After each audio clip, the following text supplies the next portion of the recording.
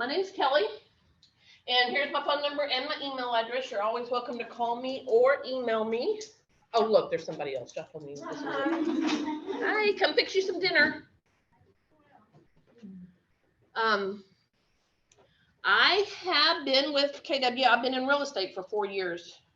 I just rolled over in August, so I'm working on my 5th year. I was in banking for 20 years, and I was in retail for like 10, 15 years before that. So all about customer service. But come to find out, I'm not a very outgoing person. I don't like to talk, I don't like to bring up real estate. So I struggled really hard the first year or two, and it came time for me to decide whether I wanted to renew my license, spend more money, renew my license and keep going, or if I wanted to just throw in the towel and go back to the corporate world of banking. And all I could think about was the money that was possible. So I stuck with it, and here I am. I'm now a capper. So yay me. Yay me. And this is what I like to do now. It's still very, very hard for me to talk to people about real estate, but I'm getting better. I can talk to them via text or via messenger, but not just bring it up in a conversation. So I think that's why they're having me teach, because they have learned, and there's Adriana, she's very good. Come fix you some dinner. I think she put me on Zoom. No, sit in here. Give me moral support. But no, I think that's why they have me teaching it, to teach y'all what not to do your first 2 years. And how to do it the correct way. Well, my way is not the correct way. My way is far from the correct way. I could be a lot better if I would try. Is there really a correct way though, or is there just a way that's better for people? Yeah, exactly. Because what you just described about yourself is like me. Yeah. Even it's weird because being in retail, it's all about customer service. Right? Exactly. But you don't have to sell yourself. That's right. That's right. I could talk about the weather, and I could talk about grandkids, and I could talk about what they're doing on their vacation, and I knew my clients forward and backwards at the bank over here. But that was just getting to know them, and once I got to know them, I could sell them a product, but bringing up when they first walked in the door and I didn't know who they were, I couldn't sell them a product if I had to. I had to get to know them. So yeah. I don't have access to the Zoom, I don't think. Let me see. Look, there's a lot of people. You should be in there. So I learned during COVID that I could reach out via Facebook Messenger and reach out to my friends. And that's how all of a sudden, my 2 years came up, and then about a half a year later, COVID hit, and all of a sudden, boom, I started having a lot of transactions. And what happened was, as I was reaching out via Messenger, checking on my friends, I'm rather old, and I grew up right here in the area. I went to Pascal, so all my friends are from here, but more than likely they moved off. They don't necessarily live here anymore, but their parents still live here. So, I would check in with them. How are you doing? Are you surviving COVID? What's going on? How's your mom and dad doing? I haven't seen them in a while. Oh, they're doing good. Well, if they ever need anything, I know that you live in McKinney or Mesquite or out in Lubbock or wherever you live. I know you live a long ways away and you can't get up here to help them out. If they ever need anything, if they need a prescription picked up at Walgreens, or if they need something picked up at the grocery store, please let me know. I'll be glad to stop by and pick it up. and drop it at the front door. They don't have to see me. And that was even better for me. That way I wouldn't even have to talk to them. So that worked out really well. And I would just keep checking in. If you've been to Bold or if you know anything about the D2, do the database 2. You have certain alphabets that you reach out to on a quarterly basis. One's a very heavy letter, so like maybe A's. You have a lot of friends that have the last name that start with an A, and then maybe a really light letter, so maybe like a letter Z. So once a week you reach out to your A's and your Z's, and then the next week you reach out to your B's and your T's, and that way you don't miss anybody. And that's what I was doing. I was reaching out to my friends, and it works out to where you reach out to them quarterly. So you just reach out to them, you touch base with them. I never did bring up real estate. Eventually, I'd ask them how their job was doing. What are you doing? How's your job going? Are you working from home? Yeah, we're having to work from home. Or no, I'm having to go in. And then eventually it would turn back around to me. What am I doing? Oh, or they'd ask, are you still at the bank? No, I left the bank. I'm now in real estate. Oh, wow. So then, that would bring up real estate. Well, how's real estate? Real estate's booming. The answer is always real estate is booming. It doesn't matter if it's slow. The answer is always real estate is booming. So real estate's booming. I'm staying busy. Are you getting out and showing houses during COVID? Oh, yes, we don't stop. And so, we would discuss real estate, and then eventually, touching base with them quarterly. And then I'd say, hey, do you know anybody who needs to buy or sell? No, I don't, not yet. Well, keep me in mind. And next quarter, I'd reach back out. Well, I can't end our conversation without asking, do you know of anybody who needs to buy or sell? No, I don't. Okay, well, keep me in mind. And then the next quarter, do you know of anybody? You know what? My parents are thinking they want to downsize. They're tired of this great big house and they're ready to downsize. Do you think you could sell their house for them? Well, of course I could sell their house for them. You need this? Well, that's not the one we're looking at. Yes, 2. Yeah. Oh, you need one? Let me bring another one.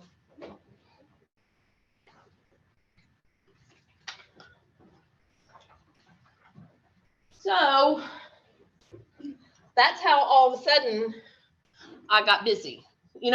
It's not do you need to buy or sell right now? It's always, you have your immediate business, but most of it's at least 90 days out, probably longer. You just have to continue to reach out. You can't just reach out once and think you're done. You have to just continuously reach out and reach out and reach out. So that's how I started getting my business. And now, they expect to hear from me quarterly. Oh, well, I've been waiting for you to reach out to me. Do you know of anybody who needs to buy or sell? Well, my brother said he's thinking about selling, or my brother wants to buy. Great. Give me his number. Let me call him. So that is that. And why did I get into real estate was because I worked over here at this bank across the street where all the real estate companies are right here in the title companies, and I was seeing the checks. So I knew I could make that kind of money. It just took me a while, but I'm here. So tell me a little bit about yourself. What is your name? You have a mouthful. I'll come back. What is your name? Maria. Maria. Tell me, where'd you come from? What did you do before this? Well, I'm a dual career. I do accounting right now. Okay. Accounting. I do tax preparation as well. Oh, yep. That time of the year is coming up. Yeah. So, and I've been in the business for a month and a half, actually. Yeah. You have anything going on? Well, I was gonna ask, is it really slow right now? Because I have like 4 people that interested, but then they're like, they were just gonna wait until next year. So I don't know if that's the usual or how does that? That's the usual, but you need to tell them that you don't know what's going to happen next year. Okay. With the first of the year, interest rates may go up. And plus, at the first of the year, Competition's going to go up, so they're going to have more people. Are yours wanting to buy or sell? Buy. Yeah. Yeah. So first of the year, that's when the competition's going to increase. So they're going to have more people out there looking. And so they're going to have more people to compete against, which means the bids are going to be higher. Interest rates are going to be higher, more than likely, after the first of the year.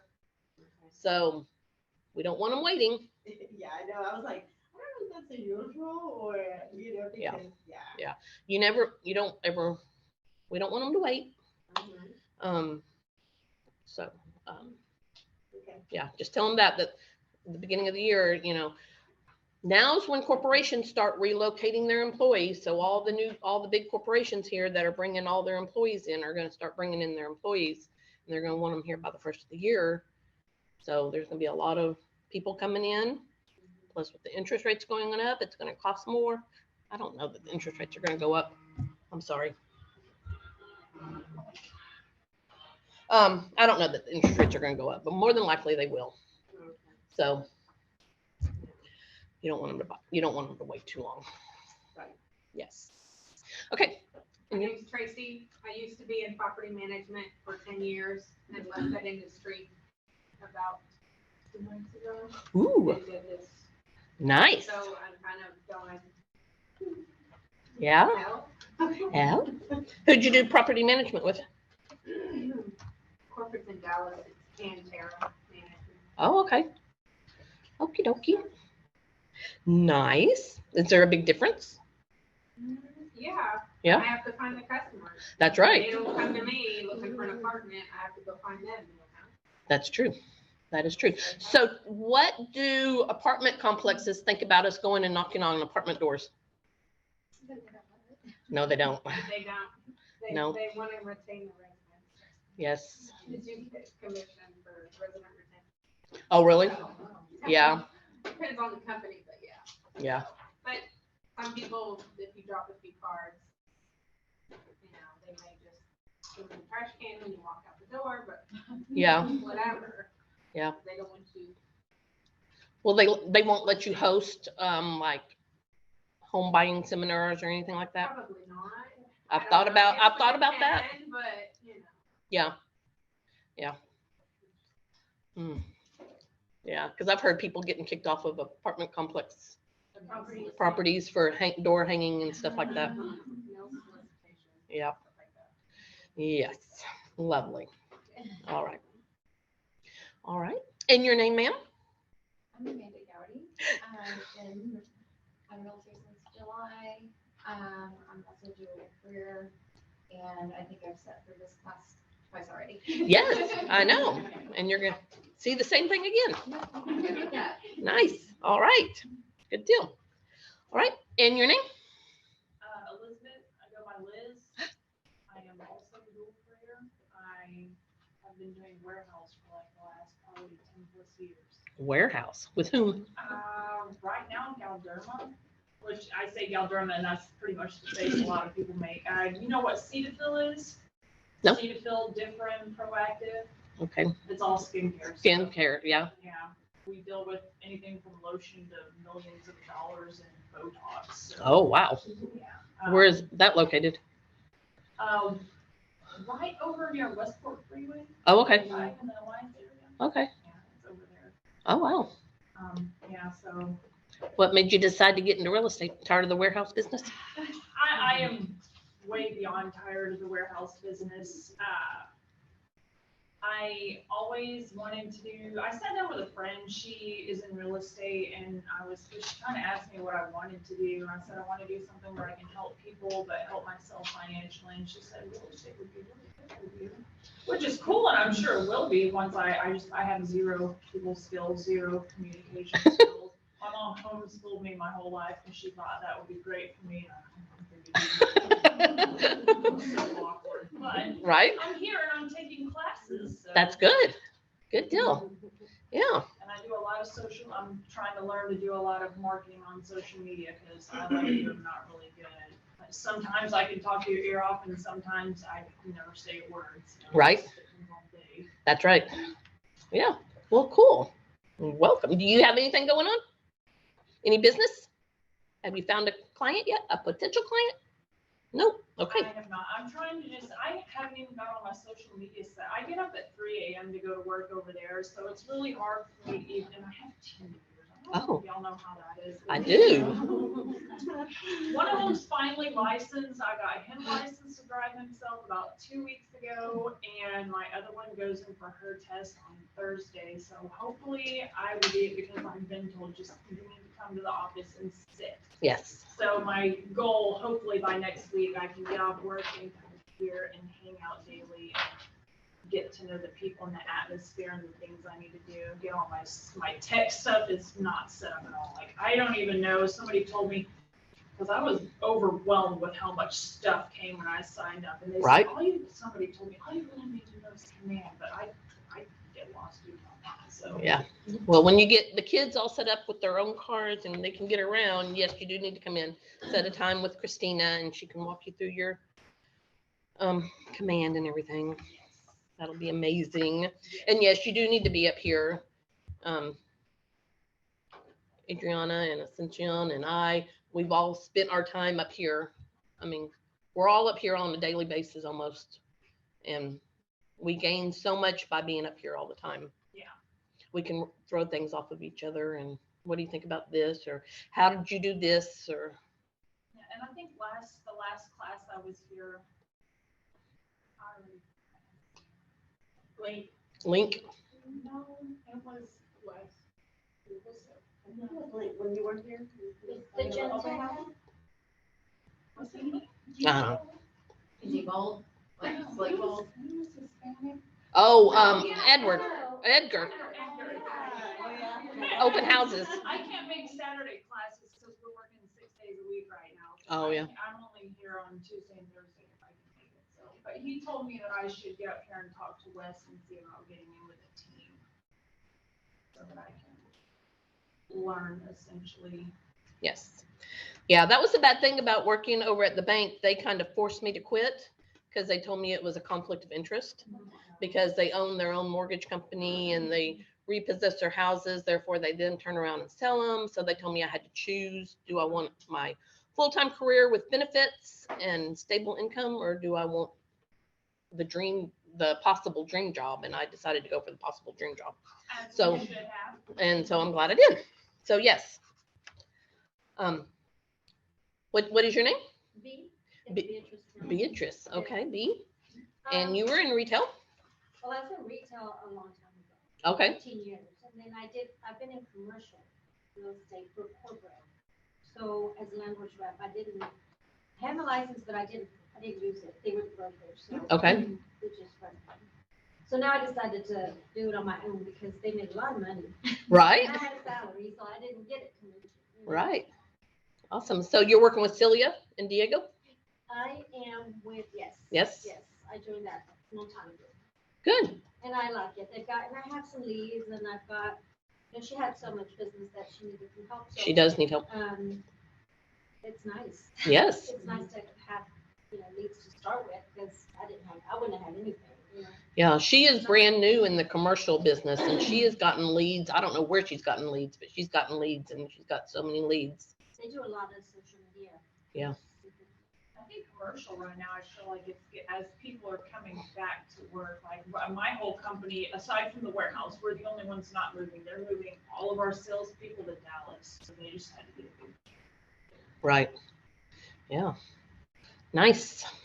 Okay. And your name? My name is Maria Quintana. Sorry. That's okay. And I'm a dual career. And the reason I wanted to come to real estate because I want to transition from my regular job to this job.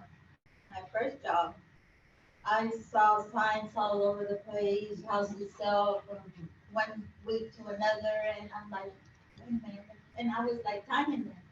Big houses, pretty houses. I was all over the city. I'm a mail carrier. Oh, okay. First, that's years ago, but every year, and then when I finally got my route, a few years back, I see people go in, they buy a house, they stay 2-3 years, then they sell it, and I'm like, something is going on here. I need to make money. Everybody's buying and selling, and so I decided to become a realtor because I see it every day. Right? And in my neighborhood, my route, where my route is, there's this, it's almost the same person that sells the houses. And I'm like, what is he doing? You know, I'm like, okay, let me give you some competition. That's right. And the people, they're my customers. That's right. So, That's they're good. here, so That's we'll good. see. Awesome. I'm having a hard time because, like, to start, I just became in October, and because it's my busy season. Right. It's Christmas, everybody is ordering online and stuff, but I believe, I have faith that once I start heavy, I will be okay. I just do have a lot of questions. It's hard, and it's very, very hard to start. It is very hard to start. I think once I start, I'll be okay. Yes. Yes. It is very hard to start. Yeah. But once you get in, you're in. I'm back to you now.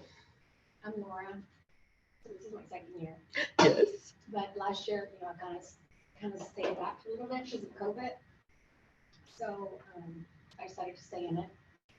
Good. This is not my first career. I am full-time now. My background is education, nonprofit, and corporate. Wow. So it does help, to have some people skills, but it doesn't speak to everybody. No. I just, some people don't like talkers. Other people just, so go with whoever, What makes. Yeah, just do you. Just because something works for her or for myself.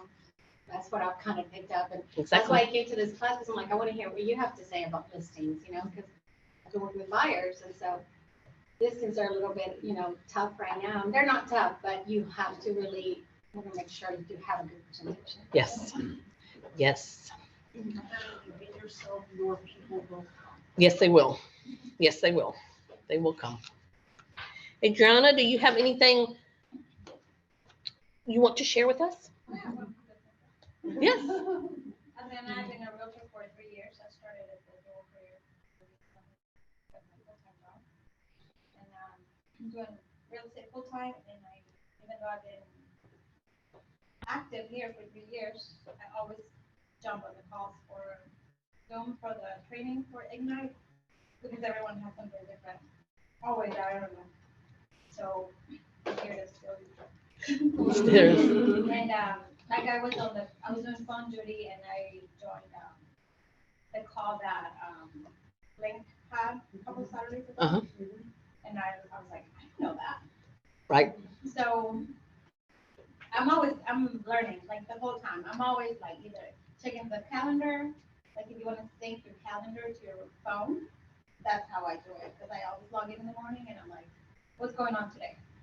So. And she is very religious on the mornings of every morning, Monday through Friday. There's a Zoom call. It's a Facebook page and a Zoom. You can do it Zoom, or you can go back and watch it later. It's the James Shaw Pivot Shift Facebook page. She and I are on there daily, and it's from 7 o'clock in the morning till 7:30 our time, because he's in Florida, so it's 8 o'clock his time. But it is so motivational, and you get so many good ideas. And you can go back later and watch it if you don't want to get up at 7 o'clock in the morning, or if you're at work at 7 o'clock in the morning. You go back later and you watch it. She's even been out to Florida to meet James and some of the other pivot shifters. She's been out there twice. Yeah. I tried to just jump in the car. Yeah. Go to Florida. You can write it off as an expense. Yeah, I tried to move there. My family was like, oh, no. Yeah. So that's a good call to be on every morning from 7 to 7:30. And then Wes's morning mindset at 8 o'clock. It's Monday through Thursday. And well, there's script practice. Thank you. Are they all replayable? Like, The script practice and the morning mindset with Wes are not replayable. 7:30 is the pivot shift call. That one is replayable on Facebook. It's the pivot shift Facebook page. And then there's script practice at 7:30. They're gonna switch to a new format tomorrow, so you have to re-enroll scriptjedi.com. But it's on your calendar Yeah, too. so Is it on your calendar? It's on the it's not calendar. gonna be valid anymore, Oh, it's not. starting tomorrow. Okay. So, if anything, just listen to their conversations. You'll learn a lot. Yeah, you don't have to actually practice. You can just eavesdrop, and you learn so much. And then Wes's is at 8, and it's not recorded. Scriptjedi.com. So you have to enroll, like, I give you, we're gonna join a Zoom call. Yeah. And they'll send you the link. Oh, okay, cool. And then, And it'll be the same link every day from there on. oh, okay, that's good. And then Wes is at 8? Wes is at 8. Or is it here? It's a Zoom call. Oh, okay. Yep. It's on the calendar. Just click on it every day at 8 o'clock. Mondays, it won't be tomorrow though, because we have bold on Wednesday. So for the next 2 weeks, it won't be on Wednesday. But Monday, Wednesdays, and Thursdays, we watch a like a 1 minute with John Maxwell video, and then we discuss that. Before that, we do a Tell Me Something Good, which is what they do on the James Shaw call too. Tell Me Something Good. And then we discuss the video. On Tuesdays, we talk about listings. How do we find more listings? Because really the place we make the money is in the listings. So that's what you want, because you can only drive around and show so many houses, but you could have as many listings as you want and sit at home and just screen phone calls all day long. So really the money is in the listings. That's where you want it. All right, Ascension, do you have anything you want to add? And this is my second year actually. I started as a broker in two, and now it's just full time. And my first year was afraid because of COVID, but then go back to startup, and it was very good to me. And this year is awesome. I tried to make double this, and I'm going more than double now. Nice. Have like 7 or 8 months. Yeah. So which is good now. It's more money for myself. That's right. That's right. As Stacy said, you always something new every day, and it is true. Yes. Even when you talk to somebody else, they bring something to do like your business. So Exactly. that's why I try to be in each class the most I can. There's always something to learn, like what's her name in there? No, that we were Almi. She's having a problem with an appraisal right now. Yeah. So we were discussing that. So her appraisal came back in 50,000 low. I know. So we were discussing that. Yeah. So yeah, she's working on it. No, I don't know. She didn't have a waiver. I don't know. So there's always something to learn in real estate. She's been in real estate for 4 or 5 years, maybe longer. And, you're always going to learn something. Yeah. But anyway, on to my listing presentation. We are assuming I've already gotten the call. I want you to come talk to me about selling my house. So we're going to assume that I've already gotten there and that I'm going over there. You're going to go over there and you're going to go with confidence. You are going to show up. Your appointment is, let's say, 9 o'clock in the morning. You're going to show up. You're going to knock on the door. You're going to say, they're going to answer the door. You're going to say, hi, I'm Kelly with Keller Williams, and it is 9 o'clock. We had an appointment at 9 o'clock, and I am here. It is 9 o'clock. You want to make sure that they know how efficient you are.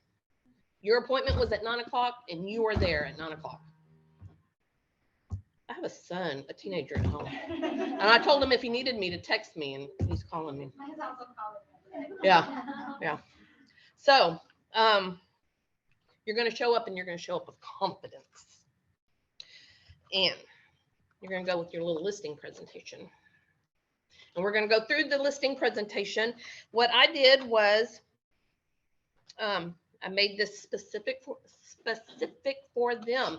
You can go into command And you can create your own listing presentation. Mine is not created from command. Mine is old. Eric Heron, who used to be in this office, he did the listing presentation class one day. And I said, hey, can I copy that? And he said, yes. So I copied it word for word, picture for picture. So that is how I got my listing presentation. But there are some over here in command. When you're in command, if you click on this little art brush right here, that's your design button. And you go over to create design and print and continue. And you're more than welcome to copy mine word for word. I do have some spelling mistakes in there. So when you're copying, make sure you can spell. Is there a way we can see that? No, I'm sorry. I had it saved on my other computer and then my computer died. So you're going to have to recreate it. I know. So I can copy yours? Yep, you can copy it. Just make sure that you spell correctly. I will be glad to send it to you via email. If you email me at kellyhorne@kw.com, I can email it to you and then you can just copy it word for word. You'll have to recreate it. You go to listing presentations in command. Well, you go to listings and then listing presentations. And then here's a whole set of listing presentations that you can create.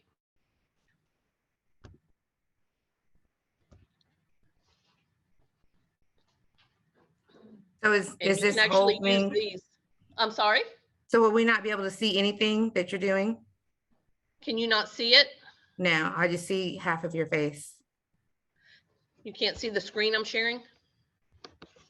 No. No. Can anyone else on virtual see it? I can't. No, I cannot see too. Let me go back to sharing.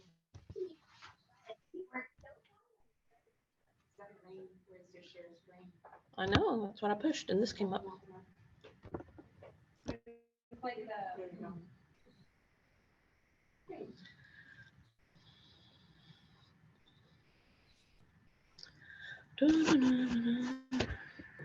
Can you see that now? Yes, I can. Thank you so much. Yay, I figured it out. I am not the technical person. I totally understand. Yay. So you can go into listing presentations and you can just create your own. I just messed that up somehow. You can put your picture on there. You can put your logo. And it's going to walk you through on how to do it.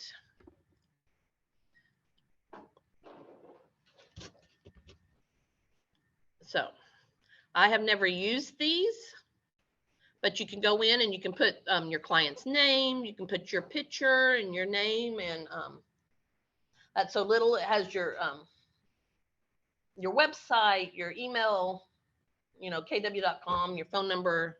You can put on here whatever you want to put on here. Make it all yours. Mine, if I can find, there's mine. I got a picture of their actual house and attached it on there. So this has their house on it. So it makes them feel very important. And I created it for them, James and Eugenia Willard.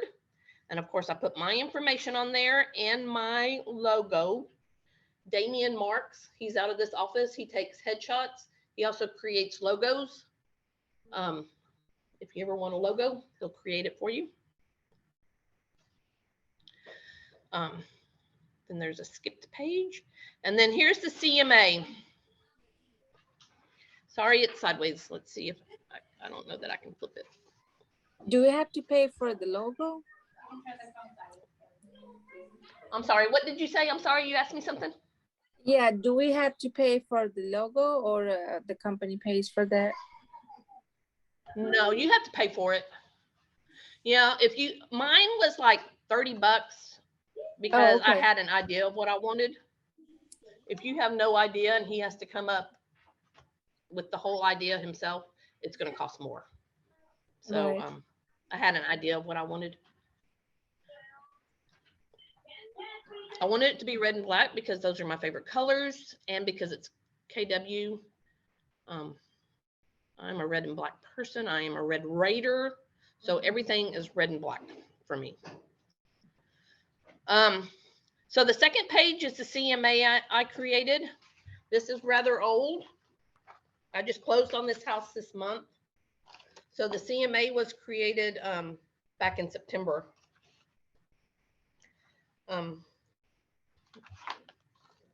Do y'all know how to create a CMA?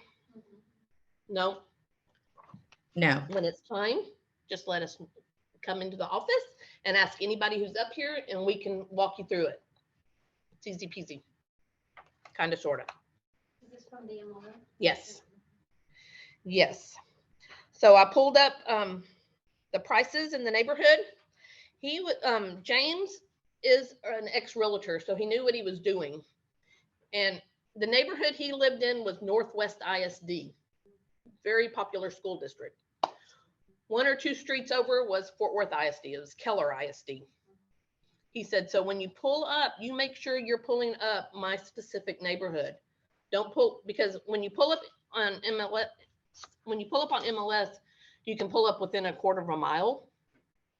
And within that 1/4 mile was Keller ISD. So it was bringing down the prices of what he thought he needed his house to list for. He said, you make sure you pull up Saratoga Springs. I said, okay. So I did, and sure enough, it brought the price way up. When you disqualified Keller ISD and just did Northwest ISD, that brought the prices way up. So Something important. That's not something I was saying. exactly, and I hadn't either, because I always pull up 1/4 mile radius. Right. Yes. Is there a way to screen out the ISD? Yes. Okay. Yeah. Cool. Yeah. So maybe that's something that we need to vet during do you do a pre-qual before you do the presentation? Yes. So maybe that's something important that we would have to ask if there's something important they want to disclose, ISD or anything. Exactly. Yes. Smart idea. Yes. So yes. So that brought his price way up. So that's the CMA. So I went over the CMA with him. I said, these are the houses that have sold within Saratoga Springs within the last 90 days. And this is what I'm coming up with with the price of your house. And he agreed with me. Okay. Since he told me what to pull up. Your clients are not going to tell you what to pull up though. It shows how many days the house has been on the market, or not his, but how many days the houses in the neighborhood have been on the market. So it shows that, average days on market, if you look down at the bottom, well, listings, average days on market is 8 days. There was one that was on the market for 70 days. What do you think was wrong with the 70-day one? Probably too high. Yep. So, well, the median, I always go by median price. That's what I go by when I'm figuring out prices. I don't go by the average price, which is this bottom one down here. I always go by the median price. So, the median price brought it up to $108.22 a square foot. So that's how I came up with his price. He had a rather large house. It was in perfect condition. He had an upstairs that had hardly ever been used. They had never gone up there. So the upstairs itself was in perfect condition. So first of all, when you walk into the house, if you don't know this client, I knew James. So that's kind of a unfair advantage. But you walk in, you've introduced yourself. You've said it's 9 o'clock. I'm here for my appointment. And you ask to tour the house. You want to take a tour of the house. And you want to do it through your eyes, not through their eyes. So you ask them to sit down. Why don't you sit here and wait for me and let me walk through the house? More than likely, they're going to want to walk you through the house. But just explain to them, I want to see it through my eyes. And then when I'm through looking at it, then you can walk me through and show me what you think is special about your house, what you think I need to see. But I'd like to walk through it on my own first, just to see what's going on. You'll get smell all the smells. Does it have the dog smell? Does it have the cat box smell? Have they been smoking in the house? You know, you're going to see all that on your own before, and you're going to see, you know, oh, well, the kids' room that has the little girl's room that's painted all pink and has a mural and has her name, you know, on it. Emery painted across the wall. Do you want to repaint that before you list it? You know, paint it a basic color? Because how many people are going to move into this house with the little girl named Emery? You know, so you might want to suggest they repaint it. In today's market, you don't have to, because it's going to sell anyway. They're going to come in and repaint it. But if it was in a slower market, you might want to suggest that, you know, they repaint it a basic white or a basic, or just repaint it pink or whatever.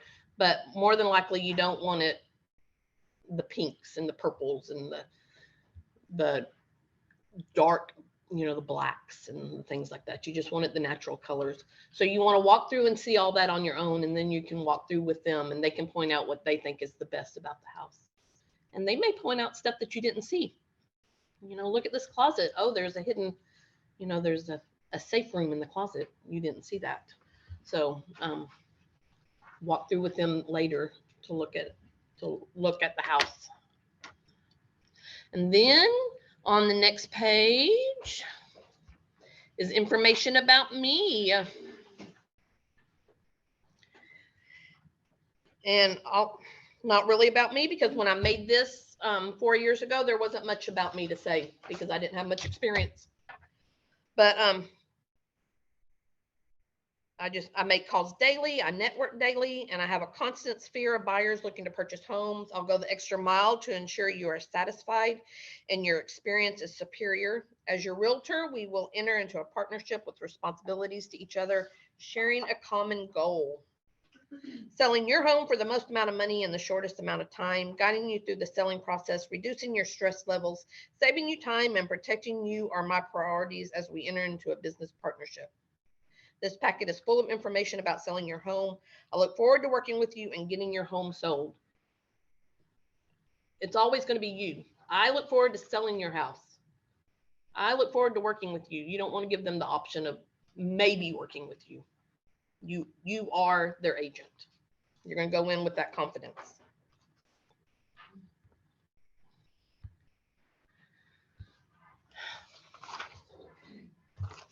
And I put mine in a fancy cover. Not really all that fancy, but it's fancier than just stapled.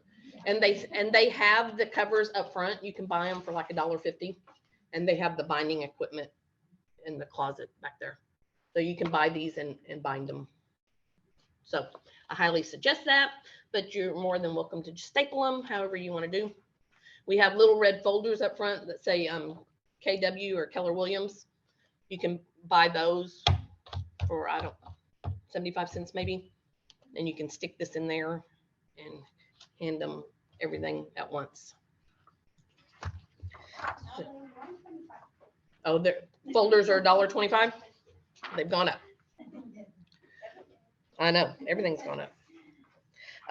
My mission and commitment to you, my mission is to provide you with an exceptional customer experience.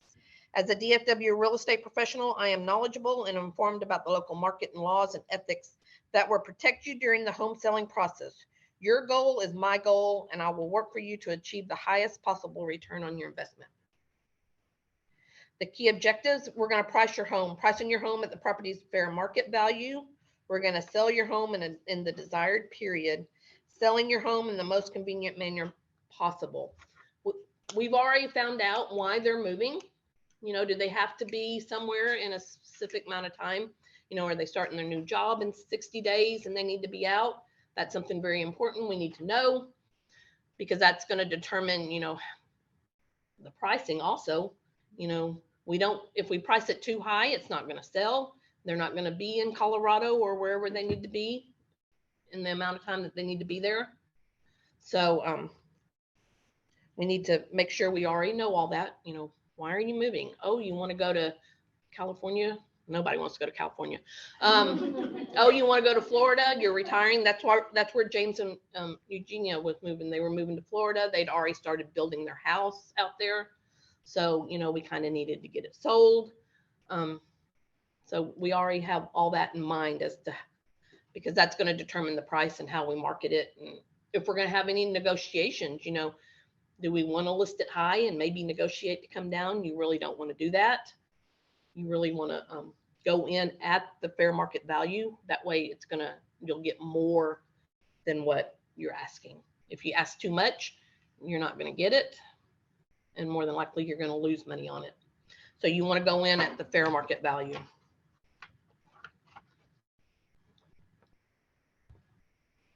Oh, there's that page. Sorry, guys. Marketing your home. Where your buyers are found. 51%. This was a couple of years ago. 51% of the people found their homes on the internet. Probably more now. 34% used a real estate agent.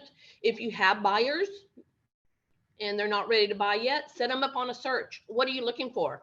Oh, well, I want to move to Crowley and I want a 4-bedroom, 3-bath house, and I want it, to have a nice kitchen, and I want it to have a fenced backyard. Set them up on a search so they're getting houses on a daily basis. That's going to pique their interest. They're going to find the perfect house. And they don't even know they're ready to move yet. But when they see that perfect house, they're ready to buy. So that's what I do when I have buyers. I say, let me just set you up on a search. That way you see what's out there, what you can expect, in the prices, what you can expect to see out there, what houses are available. And that way they're going to get this house and they're going to call you and say, Kelly, that house you sent me today is amazing. I don't want to wait to March to buy a house. I want this house now. So set them up on a search. And that way they'll get searches. They'll get houses every day, and they can say, my real estate agent found this house for me and I wasn't even looking yet. 8% from a yard sign or open house sign. You do get calls from your listings. So you want to have your yard sign in front of the house, because you will get people calling saying, hey, I drove by 12513 Falabella Way and I saw this house. I'd like to see it. Awesome. So then you could possibly work both sides if you want to. So yard sign, open house sign, 8%. 4% find a house from a friend, relative, or neighbor. I sold a house to a lady, her neighbor next door, the husband next door, he got accepted to the FBI. So he was in training in up north, and then they were shipping him to San Antonio. He was going to be in the FBI down in San Antonio. So he had to sell their house. They had like 3 acres and a little bitty house. My neighbor didn't want the house, or my client didn't want the house. She wanted 3.5 acres because it was right next to her property. So she came to me and she said, I want to buy my neighbor's house. So you can find houses that way. Also nowadays, you can send out letters to your farming community and say, hey, I have a client looking for a house. This is what I do. I send them out. I live down in Wedgwood now. So I'm the #1 realtor down in Wedgwood. So they see my sign all the time, but I send out letters on a monthly basis. Hey, I have a client looking for a 1,500 square foot, 3-bedroom, 2-bath house. Would you be interested in selling your house? We call it here at KW, we call it the golden letter, because you will get at least 1 phone call out of your letters. If you send out at least 100 letters a month, you'll get a phone call. It may not turn into anything, but you will get a phone call out of those letters. I'm very specific on mine. Some of them aren't so specific. They'll just say, hey, I have a client that's looking in Wedgwood. Would you be interested in selling your house? Mine, I dig down, and it takes me a while because I dig down and I make it, To the Horne household at 6537 Winifred, Fort Worth, Texas, 76133. I have a client that's looking in Wedgwood, and they're looking for a 2,400 square foot house that's 4 bedrooms, 3 baths with a big backyard. Would you be interested in selling your house? More than likely, I don't have a client, but they don't know that. So if they're really looking into selling their house, they'll call me. And then at that time I can say, well, we've already found a house, but we KW, Keller Williams, have lots of clients that are looking at buying down there, and we could get your house sold really quickly if you'll let me come look at it. And I probably wouldn't even say that till I got to their house. I'd make sure that I got to their house first before they turned me down. I'm gonna call you because I actually do have someone that just wants to be in Wedgwood, and I know the specifics, and I gotta get with you.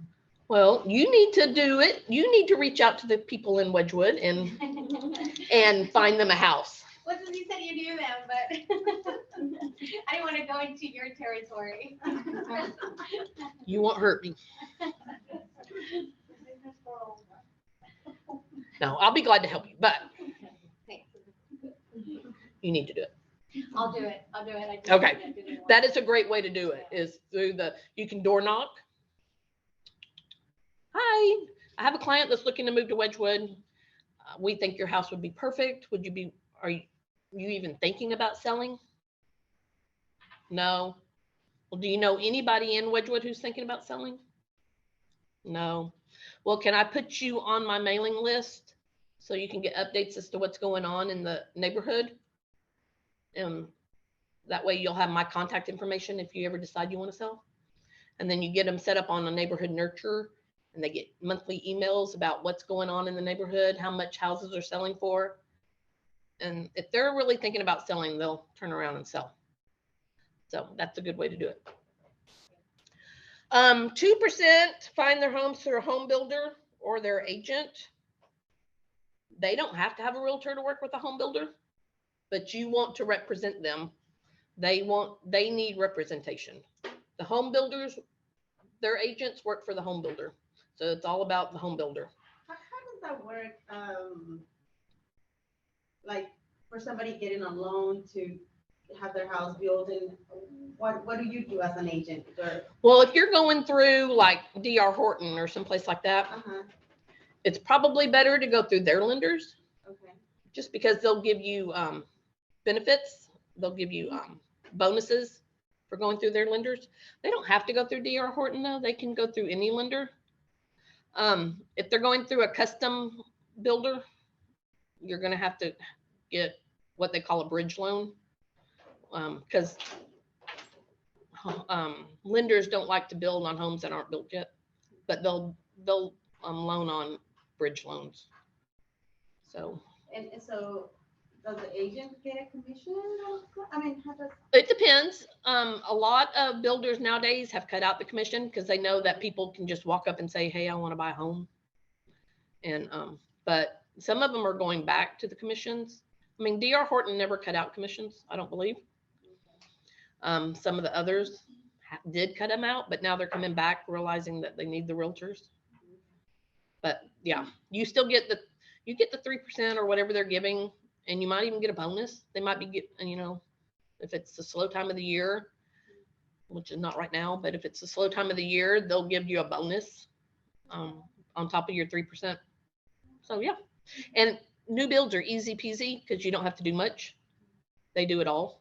You go by once a week or every other week, and you take pictures and send it to your client. Look, this is the process this is where your house is now. And when it gets time for the walkthrough, you do a walkthrough, and it's easy. The builders do everything, and you get your 3%. Yeah. 1% directly from the seller or new seller. So that's like my neighbor, like my client. She bought her neighbor's house, but she went through me. She didn't go directly through the seller. 1% newspaper advertisement. Who remembers back in the day when they would have all the newspaper advertisements on Sundays? I would sit there and just dream. So this is where your buyers are finding their homes nowadays. So the most important part is the internet. How can you get the internet and you out to your clients? Anybody know? Who has their own personalized KW app? Do you share it with all your clients, all your friends? You need to share it. That way when they're driving through Tanglewood over here and they see a house, bless you. They see a house and, oh, how much is that house? They can pull it up and they'll see. And then they can directly message you, hey, I want to go see this house. And it comes directly to you. I mean, I had problems with the KW app, or people would say they can never, but I share the Go MLS. You share the what? The Oh, Go MLS. Uh-huh. So that's type 2. I mean, they can look it up there too, but I think Kelly can do more, right? The Keller app can do Yeah. more. Yeah, and it's directly linked to you, and I they think you can look outside of your MLS. exactly. So Yep. If they're wanting to move to California, they can look up California in there. They have direct connections to Keller Mortgage, so if they want to get a mortgage quote, they can do that through your app. And also go to your clients. Yeah. Yeah. Yes, it actually goes to command. So if they're looking at a house, you'll get notifications that, you know, Kelly was looking at 6537 Winifred or whatever. So you can contact them and say, hey, I saw you looking at this house. Do you want to go look at it? So that's okay. Extended marketing reach. When you list with me, you'll have access to the Keller Williams listing system, or KWLS. This proprietary exclusive system ensures your property is marketed online 24/7 through more than 350 of the most popular search websites. More than likely, if they list with anybody, they're going to be listed with more than 350 websites, but they don't know that. So just let them know that when they list with you, you are going to list, they're going to be on more than 350 websites. So they're going to think you're amazing for doing that.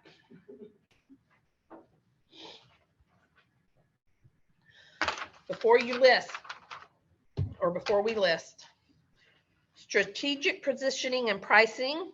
I don't price your home to sit, I price your home to sell. And you have to make sure they're going to be very emotional about their house. They're going to be very, they don't, you know, if they're having to move and they don't really want to move, that's going to be hard. If their kids grew up in their house and they've lived there for 30 years, to them, all those emotions are worth something to them. So they're going to think their house is worth more than what it really is. So you need to help explain to them and show them the CMA, you know, just because you feel your house is worth this much, this is what the market's showing, and this is what we need to sell it for. So that makes it really hard. Massive exposure. You get the 350 websites. I market heavily to agents, as 94% of residential sales involve realtors. We all market to realtors. When you list it, it goes into MLS. Plus, you can click a little button on showing time, and it sends out an email to everybody, free of charge. I was wondering how they were doing that. Yeah, on showing time. So, I think it's on the last page of showing time. You can click to send an email out. You know, like when you want highest and best, you can click out an email, or new listing. Just send out an email, and it goes out to everybody, all the agents in MLS, you know, within this area. Yep. An email or like a link to the. It sends out an email. Yeah. I know. Yep. Yep. So massive exposure. Home staging. To ensure the wow factor, I will consult with you on staging your home. In some cases, I may hire a professional stager to prepare your home. We have Nick here in the office, Nick Aspero. He's an amazing stager. He can stage the house for you. Costs money, of course. It's like $400 a room. But I'm sorry. But you really only want to stage like the living room, the master bedroom, and maybe like the dining room or something like that. You don't have to stage every room. So if the house is sitting there empty and you think you can get more for it if it was staged, like Abby had a house over in Wedgwood. She and I compete against each other. She had a house over in Wedgwood. It was very, very 1990-ish. Had the blue, the blue country blue paint and the flowery wallpapers and stuff like that. But it could very definitely be a beautiful, beautiful house. It was empty. It was an estate. Parents had passed away. Kids had already taken all the furniture out, taken what they wanted, gotten rid of the rest. Abby said, do I price it at $390 or do I stage it and price it more? And I said, let's stage it and price it more. So she had Nick come over and actually she said, do I price it at $350 or do I stage it and price it at $390? I said, let's stage it and price it at $390.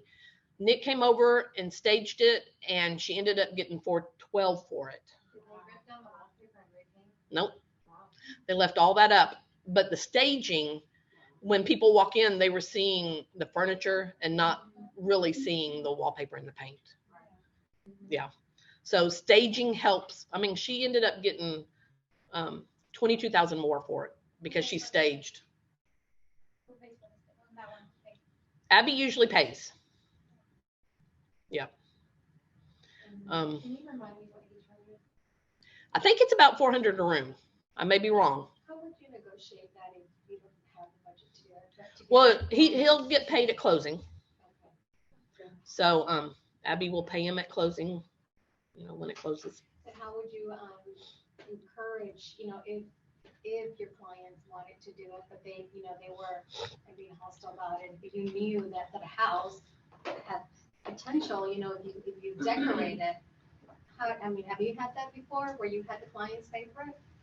I have never, because I've always offered to pay for it because it brings me more money in the long run. I mean, it brought her $22,000 extra dollars and it only cost her $1,200. But I've never, I didn't know the staging part. Yeah. So, Yeah. I stage mine first, but just the Right. essential, but I don't want to do it in a real. Right. And most of mine usually already has furniture in it. I've only had one and it was like a $150,000 house, so I didn't stage it. But, if it's a bigger house and you think you can get more money, and it's definitely worth it. And, like I said, she got $22,000 extra and only cost her $1,200 for it. So it's well worth it. Hey, everybody. This is Emily. She brought us dinner. Emily, you want to come up and speak? That way you don't have to stay. I know. How was dinner? Wonderful. Thank you. I'm glad. So I'm with Providence Title. How are you, Nora? I know some of you don't know me, but I'm with Providence. So be 2 years in March. I love it. I love what I do. I do have my license as well. Do close bilinguals just because I know it's so needed out there. So I have Kat Clark, Adrian Owens, and Beth Miller, and myself that have our license. So if we do need to close them, I let them process it. I come in the middle if I need to call the clients, the agents, just, to get to know them. I want a smooth process from the beginning to end, and I want not just you guys to be happy, but our client as well, which is your client. So I do come in the middle to translate, and I do close them at the closing table as well. So we have Patrick Smith, in-house attorney as well. He's great for any legal, questions. I know we get not so clean title work coming back. We have dead people. We've worked up to 15 dead people. We've gotten them to close the file at the end. So if you guys have any questions, please feel free. Our doors are open. I want you to feel welcome and that you can, there's no dumb question. I mean, if I don't have the answer, I'll make sure to get you the answer. They are my favorite title company. I only use them. That's the good thing about listings is when you list, you get to pretty well pick the title company. If the buyers come in and they want to pay for title, then they can change title if they want to. But pretty well, when you're doing the listing, you get to pick the title company. Kat, you can text her day or night, weekends. I'm sure any of them will. Yes. Any of them will answer any question. Camp Bowie. We're right up at Camp Bowie. So right where Sprouts is, you'll see us right across. Yeah, I am planning on doing more classes for CE classes for new agents. So I'm looking into 2 new spots. I have a country club so far and a conference room that I'm being shared with Goosehead, which was very nice of them. So I'll let y'all know if you sign in that sheet. I can, let y'all know when the events will be. So CE classes, which I know it helps y'all, with the information that you guys are needing or more hands-on. Of course, I can let you know, Nora. So Emily just took over as the marketing director. Is that what your official title was? business development. Yeah. Business development person. So she's trying to ramp things up over at Providence. Yes. And we're having a Christmas party next week, Thursday. And like she said, I'm trying to switch it up. So we're having a taco guy out there, and I'm going to have a mechanical bull. We're having vendors, various vendors from Baby Boutique. You have me a mechanical bull. Good. So come in jeans or some sweatpants, and you'll be able to ride it. I mean, just have fun, I want you to. We're a big family. I mean, why not empower one another? We're all women. We all want to be out there. We're all going to win. We're all going to get to the finish line. And I always think that's very important to have that support. And, we have Kelly. I mean, I know Nora. I mean, having that support, pulling strings, from everywhere, I mean, just makes us stronger. So I think better together, we make it stronger. So yeah, come out. It'll be from 4 to 7 next Thursday at our office. So if you put your email or your phone number, I will text you the flyer. And yeah, they work. I mean, title is really tricky. Like Abby's working one now. I keep throwing Abby out there because she and I share an office. So I know everything she's doing. Plus, let me advertise myself, please. I am a transaction coordinator. So I do a lot of transaction coordinating for the office. Anything from contract to close. So if you need help, when you get really busy and you can't handle all the paperwork because you need to be marketing yourself, I do all the paperwork for you. But anyway, so I know a lot of what's going on with Abby because I'm her transaction coordinator also. It's $300 a transaction and it's payable at closing. So, hey, yes. I love paperwork, but I'm a control freak, so I need to hand it to someone that knows what they're doing. Yeah. Yes. Claim it, you'll get it. That would be. Abby has a transaction that Kat's been working on for a long time. Yeah. So the son and his mother, they wanted to sell the mother's house, or they want to sell the mother's house. We listed it. It was a little bitty shack. It was $90,000, and that was just last summer. So, it was over in Northside. They got an offer on it. Come to find out, there was another wife. Yes. The husband who has passed away had a previous wife. And kids. Yeah. So this mother and her son didn't know anything about the previous marriage. So it came time to sell the house, and title popped up. There was another lady's name. Are you Maria? Yeah. No. Do you go by Maria? And the wife said, no, I don't go by Maria. And so come to find out, there was a previous wife with other kids. Did the other wife know that he had a new wife? I don't know. I don't know. Yes, I know. it's a whole soap opera. So they found her. They're in the process of tracking down all the other kids and making sure they don't want possession of the house. They don't want anything to do with the house. And because, they have first rights. Yep. So it's been a long time, 6-7 months that they're working on that. Yeah, it's very tricky. Like she said, same scenario. This lady, her husband passed away. And it's not that we don't know or they're dumb questions. Like I said, it's just the knowledge. I mean, coming into this, for me, work ethic, this role has taught me a lot. And even me, Hispanics, we don't know much. We don't get educated. The knowledge, it's not that we're dumb. We just weren't taught that. So I tell, my mom, because this story really hit me. She had a 9-year-old little girl. Her husband passed away. He didn't leave a will. So exact same thing. He had previous kids. He had a previous wife. So guess who the house went to? To the previous kids. So it's very important to leave a will because you just never The know. 9-year-old didn't get anything? How? And the mom, she just cried there, and she just reminded me of my mom, and I just hugged her and I said, I'm so sorry. Because she was there talking to our attorney, and that's just how it goes. He had another previous, relationship, and he had kids. They're still alive, so they go to his previous kids. Why did the 9-year-old not get anything? Because that was not with the previous marriage. But were those people on the title, or were they still connected somehow? Well, even because he didn't leave a will, even though he was married now with the 9-year-old, she doesn't get it. It goes to his first previous kids. Because the house was under the previous wife's name. Because he was married, yeah. Yep. Because Texas is a community state.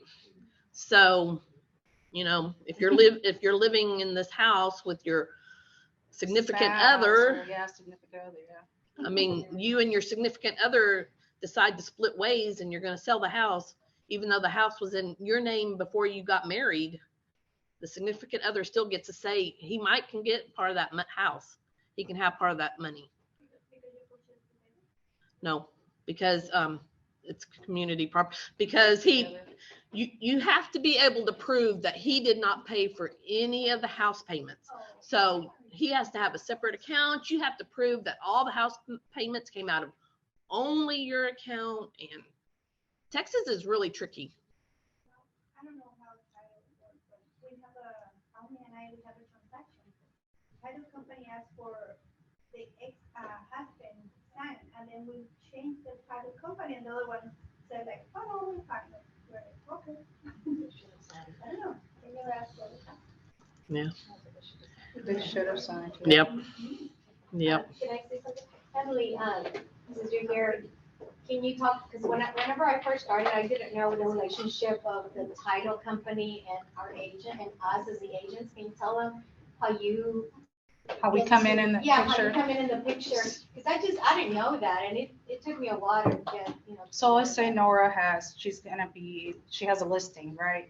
And she gets to pick her title company. Let's say I'm going to pick Emily because she's bilingual and, there's Spanish speakers.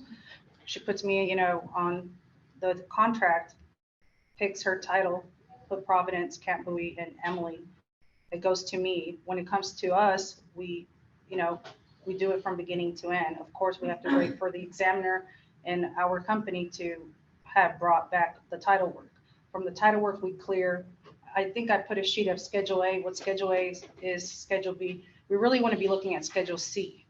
Schedule C is where all the liens, the judgments, and all that is on there. Some could be, like I said, dead people, like previously, like this situation that, Kat has been working on that file forever. And the person didn't know that she was married and had a previous, that could pop up.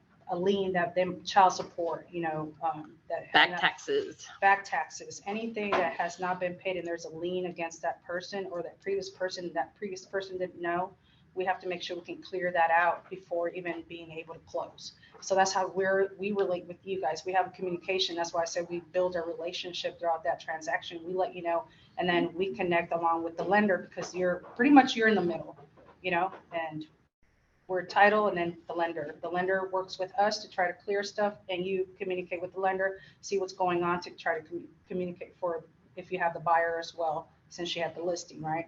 So that's how we keep a relationship going and building each other. What about before you have a client? Before But I'm trying to make you shine because I know that because. Oh, how to get you guys to come? What role do you play? What do you do for us if we need help? If we have a contest or something, what can we do? I see you, but really the person I end up working with is the escrow agent. Right. So saying I didn't know that, and I'm just letting y'all know so that way build that relationship. I got to know Emily because I was doing another transaction and she was assisting that time, and I got to, anyway, it was different, but work with your title companies and know how they can serve you. one of the ways is they have classes. We have The way CE Keller Williams classes. have classes, they also have classes to educate you. They help you grow, but they're also out there, cheering for you. And I've had different experiences, and go try different ones and see which ones you like. But, they make you shine as well. Yes, And you I- find your favorite title company, you find your favorite lender, and if you're doing a contest or anything, ask Yes. them for prizes. Yes, You don't have to pay for a darn thing yes. because they want our business. They will provide, And that was something I didn't know. I didn't know that AMP could support us that way, and so it's like, of course, if you're going to use their service, you also want to give them business. Yeah, Yes. you asked me, how can I help you? Do I need to get you a buyer's checklist? Do I need to get you a seller's checklist? What do they need if they want to sell their home? What do they, when they're going through the buying stage? Do I, like I said, C classes, any C classes? I've been going around my brokerages and just asking, what classes are you guys looking for? So I can prepare for my whole, 2022. What are you looking for? Popeyes, how to, do the little cards and do little goodies. I can bring this stuff and we can do it together. I can teach y'all. What else? I mean, honestly, social media, these millennials is going to be your best friend. Social media. I see so many on Instagram, so many on Facebook. I share everyone. So She does. if you're in a listing and you're showing the listing and you say open house, I share that. I put emojis, I put GIFs, and I share it. I share it to everyone. I continue sharing it, and I put it in my story on my Instagram, and I put it on Facebook. And Nora can tell you, I share everyone's. I don't take, Keller Williams or, Coldwell Banker. No, you tell me. You ask me, Emily, can you help me with this? What are you looking for? There's free door hangers. Have you tried Breakthrough? Oh, yeah. I'm not yet, but yes, I know. It's like Canvas. Yeah. Okay. So you guys can log in and, you guys can have those printed. Or if you ask me, Emily, can you have this for this date, for this address? I can look into it and get it for y'all. You just ask me what you need and we can sit down and talk, do a one-on-one, and I'll be more than happy to. It was just very helpful as a starting agent to have that. And I wish I would have known when I first came in. And again, because it was COVID last year, there was a lot of restriction. But I wish I would have been more exposed to how, I could come to them and ask them, For say, help. hey, I need this, I need your help, what can you do? Because that's all they do. Their job is to network. Provide you And network. I'm like, if they already know, why reinvent the wheel? And I was reinventing the wheel. And for So I y'all just too, wasted just my network. time. So many Yeah. events. I don't know if you guys use Eventbrite. That's what I started using just a month ago. And I just look for networking events and I just start going. Facebook, like I said, Instagram, and you just start looking for events and you just start popping in and you just go. That's how I've really tried to make a name of myself right now. Going to the Fort Worth Chamber of Commerce for Hispanics. I'm trying to get in there. There's one that it's every Wednesday or Thursday, Reba, and that's in Arlington at the Golf Center. There's another one that's called NAREP. It's a great event as well. That it's Fort Worth Community Hispanic for as well. And just getting into all those and becoming members, I think it's like $45.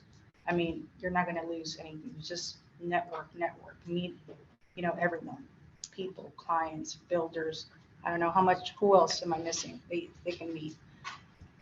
And she's touching on the ones that, those are your people, but think outside the box. Yeah. Go be part of your PTA, even if you don't have Yeah. kids, Yeah. or they're grown. Go and, I'm involved in Even on other things that don't have Facebook anything to do groups. with, stuff. If you're involved in the church, go do that, if you volunteer or think outside the box. But yes, a lot of them are essential if you are, I did that because I was new to the real estate, but I had other background. And so it's a new world. I'm like, ooh, this is a different animal, So really, not, just you do, just the one she mentioned. But once, you pop onto one, then you'll start doing it. Yeah. And then you'll meet different people and they'll meet, introduce you. And they'll to the say, other oh, one. who is A this? lot of the networks are in the evening. So, go to those, you're available. There's some that have it every month. Yes, every month. Like the roofing companies, the builders, they want to help you as well. I met a gentleman the other day at some network and it was another office trying to recruit us, but they had a roofing company and a construction company, and the marketing guy just said, hey, how can I help you build your business? He just straight up told me like that. He goes, you have something, I will sponsor it for you. I was like, yes, baby, you will. You know, I mean, but what, he wants me to put his name out there. And, you know, he wasn't shy about it. He was there to do what he was there to do.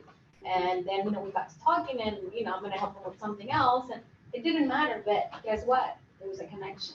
And so go to those things, you know. Yeah. You're, like she said, you're gonna pick and choose once you try everyone, because you want to know, who do you like best? Who do you like best process? Who's better at communicating? Who's better at, you know, that's why I said I'm trying to change the game and on my end, just, I want everyone comfortable. I want, pick up the phone. Don't be shy and ask me a question. Like I said, if I don't have the answer, I'm gonna get you the answer. Saturdays, Sundays, if I don't answer because I'm in a game or taking a shower, but I will call you back. I've had people like that. And I just had one big investor tell me that. And she said to her whole class and said, I tested you. I tested you if you answered me on the weekend. I tested you if you got me the answer back. I tested you if you got your attorney to call me back. And I didn't know that. I was just genuinely helping because that's just me. I don't just want to gain your business, but I want to make sure at the end of the day, you provide your clients the correct information. All right. Well, thank you, ma'am. Bye. Bye. Appreciate it. If y'all have any questions, let me know. Do you have business cards? Or Yes, did you guys get them? Oh, yeah. Yes. Oh, is it? Oh, okay. I didn't see it. Thank you so much. Thank you. Oh, business card. Here, I got, it's in the book. Oh, okay. I wasn't. I don't need it. She texted me. I'm gonna put it on my, you can have it. No, I actually have her card, but you know, I ran out of cards, like, you know. Yeah. No, I already have it. No. Can we please get our email so we can email it? I told you I'm gonna go after my class. Yes, class. I didn't start at 5 or 4:30, whatever, you know, it's like from 8:30 to 4:30. I'll be there at 2. All right. We are going to talk about professional color photography. You want to have professional pictures taken for the house because they do look much, much better than with your camera. You don't want to have any pictures of yourself in the mirror or, you know, the reflection of the lights bouncing off of everything. You want to have a professional photographer. And like I said, Damian Marks, he's in our office. He takes amazing pictures. They're like $130 and you get your max for MLS, which is 36, I think. So you get 36 pictures and they look amazing. I was using my sister. My sister is an amazing people person photographer, but come to find out she's a horrible house picture taker. And so she had taken some pictures of a house. I had it listed. The other agent said, you know, if you'd have professional pictures taken, you'd probably get a higher price. Okay, so I had to fire my sister. I know. And she was cheaper. Maybe that's, if you go with the cheap, you know what you get. So always use a professional photographer for your pictures of the house. When we list, of course, I'm going to put a yard sign in the yard because I want everybody to see my name. And like I said, in Wedgwood, when you drive up and down the streets, you're going to see my name. I am very prominent in Wedgwood. When anybody asks on the Facebook page, hey, who's your favorite? I need my roof redone. Who's your favorite roofer? I'm going to reply and I'm going to say, hey, Tarrant Roofing is who I always suggest to my clients, to my real estate clients. Do you live in that area? Yeah. So I, you know, Tarrant Roofing who I suggest for roofing to my real estate clients. Or Integrity Foundation is who, down in Wedgwood, we have a lot of foundation problems. So, you know, they're always asking, who's your favorite foundation person? Well, Integrity is who I refer my real estate clients to. Or who's your favorite painter? So-and-so's who I refer. And I always make sure I put my real estate clients so that they know that I'm a realtor. Yeah. So I do that. I'm also very involved with the schools down there. Like Nora was saying, you need to be involved. That's where your clients are. So we went to elementary school down there. Middle school, we went out of district, but then we came back. We're down here in high school now. I am at that high school on a daily basis. Last year at Teacher Appreciation, I took up 150 Sonic drinks to the teachers. You know, Sonic gave them to me for $1, which is what they sell them for, during happy hour in the morning. So $150. I got 150 drinks for the teachers, and put a little tag on there, said, thank you so much for supporting my kid. I want to support you. And I put my logo on there and everything. They know who I am when I walk the hall. And I'm always up there with my t-shirts with my logos on there. And I'm Band Booster President. So when I send out an email to the Band Booster, it goes out on my KW email. So they know, they see my logo. I may not ever be talking real estate to them. I may be talking band. I may be talking about I need volunteers for the football game. But they will see my logo. I'm on the PTA, so when I send out a PTA email, it goes from my KW email. So that is how you need to really, you don't ever have to mention real estate. They just see your, every email that goes out from me goes out from my KW email. So that's what Nora was saying. You just need to get out there and get into your community. I've started a scholarship for the band. So in Wedgwood on the Facebook page, we can make one business post a month on the 1st. So I make sure that I post that, I've started the scholarship. I'm building my scholarship fund by referrals. Every time I close a transaction, I'm putting money into the scholarship fund. So I would love to help your family and friends. I'm not asking for their business. I'm just asking for them to refer me. So that's what I do. That's your social media. Your social media will be featured on blogs and social media pages. And like Emily says, she shares it. Your lender shares the listing.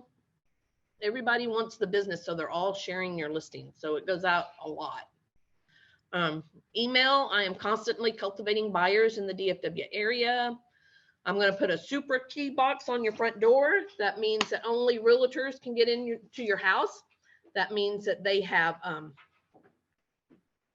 screened their clients, so nobody just off the streets coming into your house.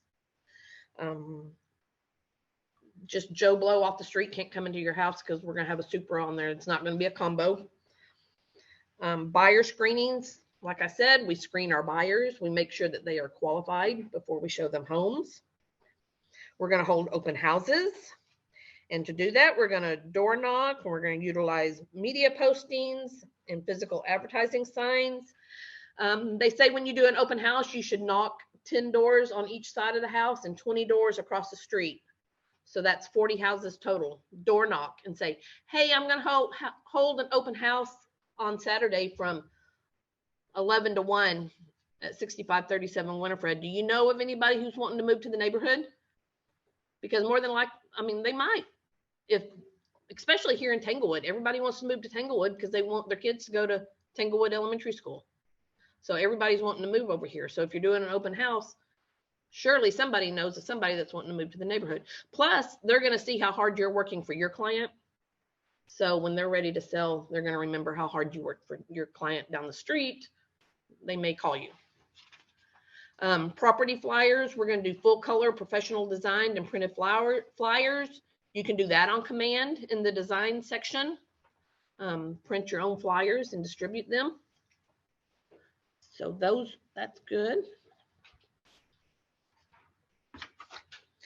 After we list, you're going to get quick, reliable responsiveness. You want to ask them how they like to communicate. Do they prefer text? Do they prefer email? Do they prefer calls? And if you're working with a couple, who's going to be your main point of contact? More than likely, it's just going to be a group text anyway. You're going to have both husband and wife on the text. But maybe the wife really doesn't care what's going on. She's going to let the husband handle it all. Who wants to be the main contact? Canvassing your neighborhood. like I said, you're going to go door knock. You're going to try to find buyers. Skilled negotiations. I am a skilled negotiator. That's what I tell them.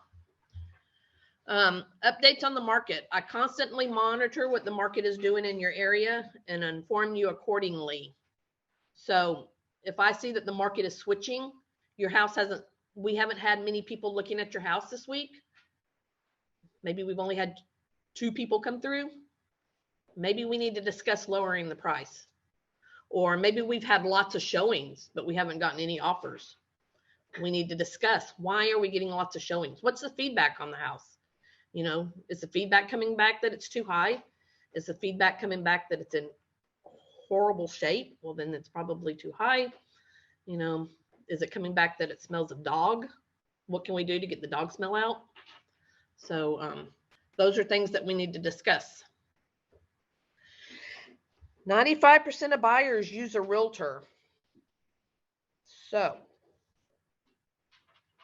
why do you think that is? It doesn't cost them anything, does it? The sellers are the ones that are usually finding the buyers or paying the buyers.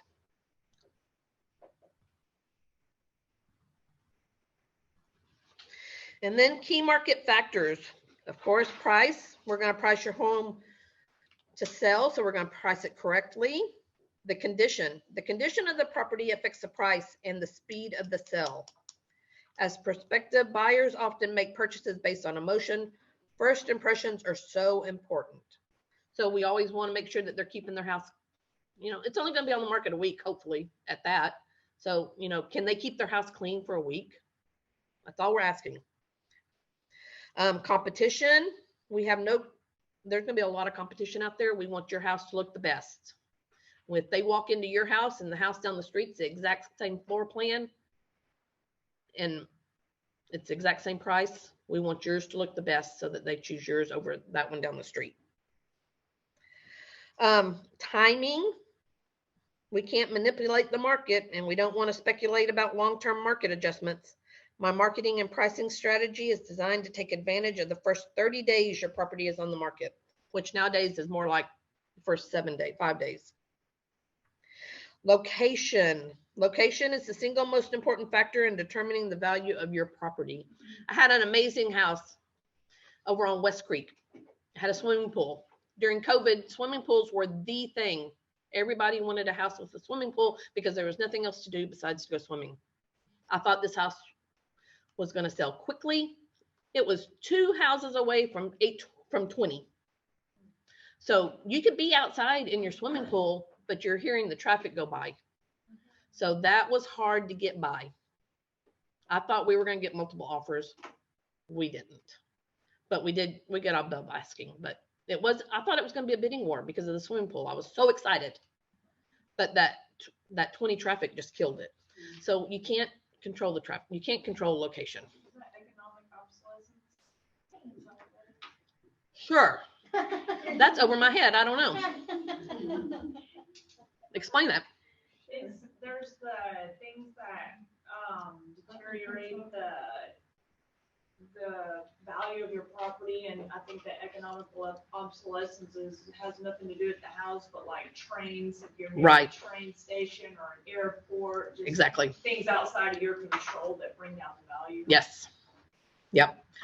So yes, that would be. Yeah. Is there I don't know, a bar around the corner and you have kids, you know, that's going to be hard. So yes.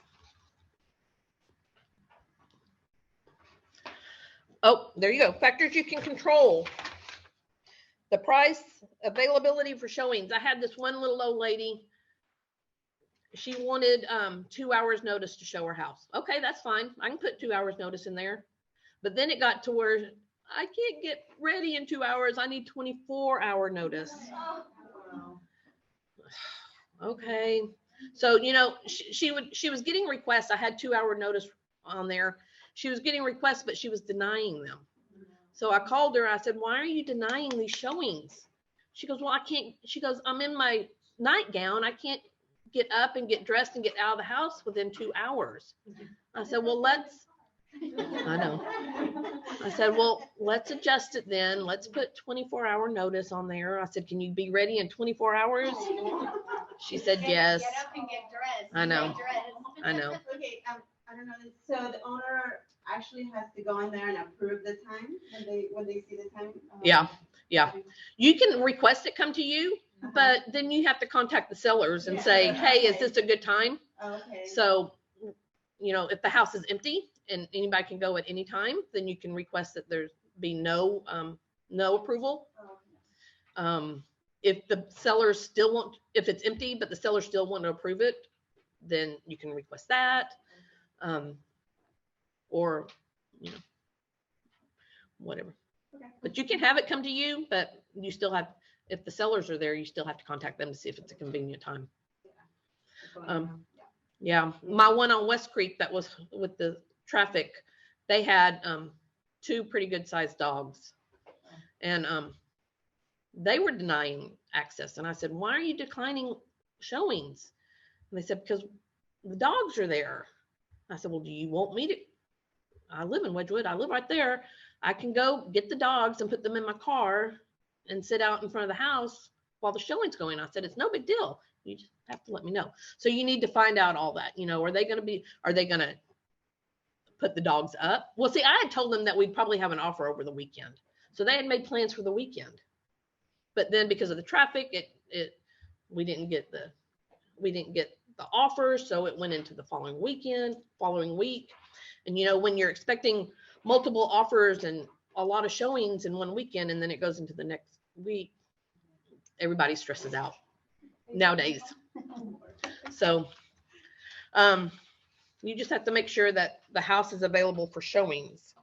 Factors you can control: property condition and home warranty. Nowadays, sellers really don't have to worry about home warranty, but I still see buyers asking for home warranty every once in a while. So if they ask, you can always decline it. If they really want it, the buyer's agent can buy it for them. But if your sellers want to offer it, then offer the home warranty. Factors you can't control: the competition, buyer's reaction, the current market, and the interest rates. No control over interest rates. Pricing misconceptions. Buyers and sellers determine value. The value of your property is determined by what a buyer is willing to pay and a seller is willing to accept in the current market. Buyers make their pricing decisions based on comparing your property to other properties sold in your area. That's your CMA. Factors that do not determine price: what you paid. So what if you paid for the house $300,000 last year and now it's only worth $250,000? What you want, you know, I want $500,000 for my house, but is it worth $500,000? No. What you need. I had a couple of clients. They were a couple. They weren't married. They bought a house together, and then 6 months later they got separated and they wanted to sell the house. Well, they'd only been there 6 months. It was going to cost them way more to sell it, so they were going to lose a lot of money. But he ended up just refinancing it in his name and keeping it. But, you know, what you need, not necessarily going to be what you get. What your neighbors say. Your neighbors may say, oh, well, I sold my house for $500,000. Well, that doesn't mean your house is worth $500,000. What another agent says. If you have an agent go in or just throw out a number to them, oh, well, I think I can sell your house for $500,000. Can you really? No. Cost to rebuild today. That has nothing to do with the sale price.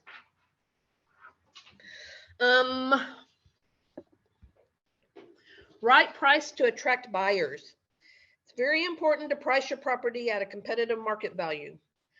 So the longer the house is on the market, the more you lose money. So if you price it at market value, this was a few years back. If you price it at market value, you're going to get about 60%. I mean, your 60% of your offers are going to be, you know, at market value. If you price it at 10% above market value, it decreases to 30%. And if you price it at 15% above market value, it's going to decrease at 10%. If you price it below market, you're going to get more. And if you price it way below market at 15%, you're going to even get more buyers. I just say go in at offer price, at market value. If you go in too low, they're going to wonder, like, especially in today's market, if you price it too low, why did you list it so low? If you go in too high, they're not even going to come look at it because it's going to be too high. So just price it at market value.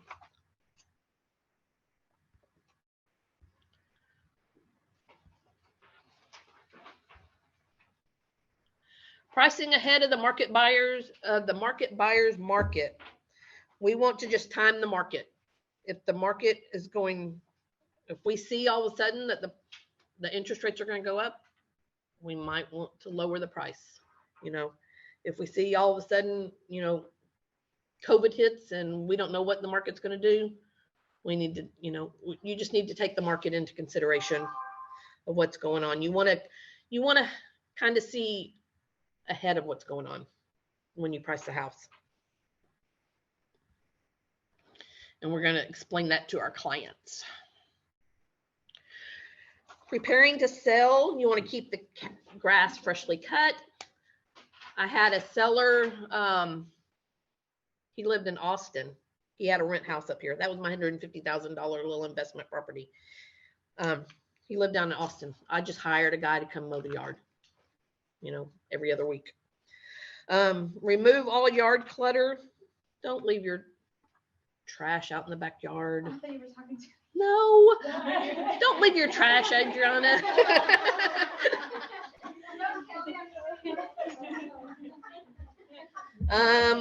Apply fresh paint to wooden fences. You probably don't need to do that now, but you want to make sure that, everything looks in good condition. Paint the front door, weed and apply fresh mulch, clean windows inside and out. My windows are horrible. If they were to come to look at my house, they'd say, no, thank you. Wash or paint the home's exterior. You can have things power washed. Bye. Tighten and clean all door handles. Ensure gutters and downspouts are firmly attached. The interior, remove excessive wall hangings, furniture, and knickknacks. Don't leave your personal stuff up. Make sure they take down, all pictures. If you're a firm Democrat and you have your Biden stuff up, or if you're a firm Republican and you have your Trump stuff up, make sure you take those down. I had a client that walked into a house that had a Trump poster up, and they said, I'm not buying this house. It's the perfect house, but I'm not buying it. I'm not buying from a Republican. So, just make sure all that stuff is down. And your religious stuff, yes. Take your kids' pictures down. For one thing, you don't really know who's coming into your house. You don't want them seeing your kids' pictures, but also you want them to be able to picture what the house is going to look like with their kids' pictures up and stuff like that. And make sure you talk to your sellers if they're not going with the house like this pretty chandelier. That's right. Take it down. That's right. Take down all that stuff, the chandeliers, the drapes that probably won't even fit the next house you move to, but grandma made them and you want to take them with you. Be sure those are down, or make sure you exclude them on MLS. Yes, if there's a ceiling fan that's really fancy that you want to take, make sure you take that down. Clean or paint walls and ceilings. That includes ceiling fans that haven't been turned off in years, are extremely dusty, and more than likely the buyer's agent's going to go in and she's going to turn off everything when she leaves. So when the next agent comes in, they're going to see that ceiling fan that hasn't been stopped in 2 years, and there's a ton of dust on it. So be sure to have all that dusted. Shampoo your carpets, clean and organize cabinets and closets. Make sure, especially in these old houses where the closets are extremely small, have them take out the clothes they're not wearing. Like right now, take out all the summer clothes so that the closets look bigger. Clean out the pantries so that the pantries look bigger. Take off all the appliances off the cabinets in the kitchen so that the cabinets look spacious and clean. Repair all plumbing leaks, including faucets and drain traps. Oh, there it is. Clean off light fixtures and ceiling fans.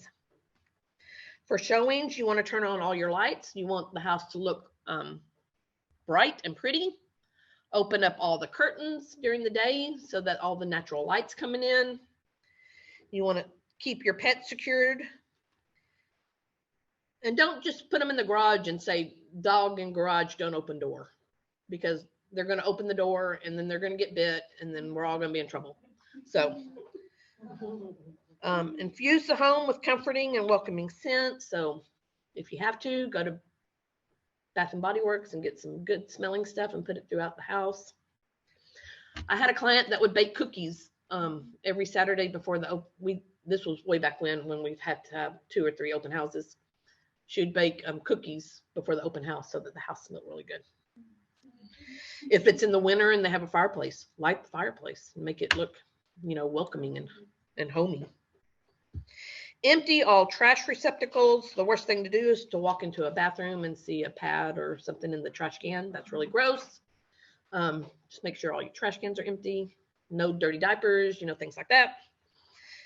And vacate the property while it's being shown. The worst thing is to have to show the house when there's people still in the house. You don't want the owners in the house.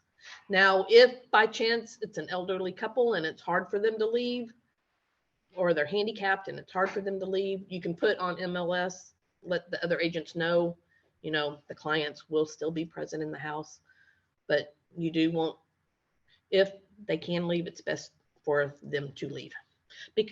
And also don't talk about the property. If you're showing the house, don't talk about the house inside while you're inside, because there's no telling what's being recorded.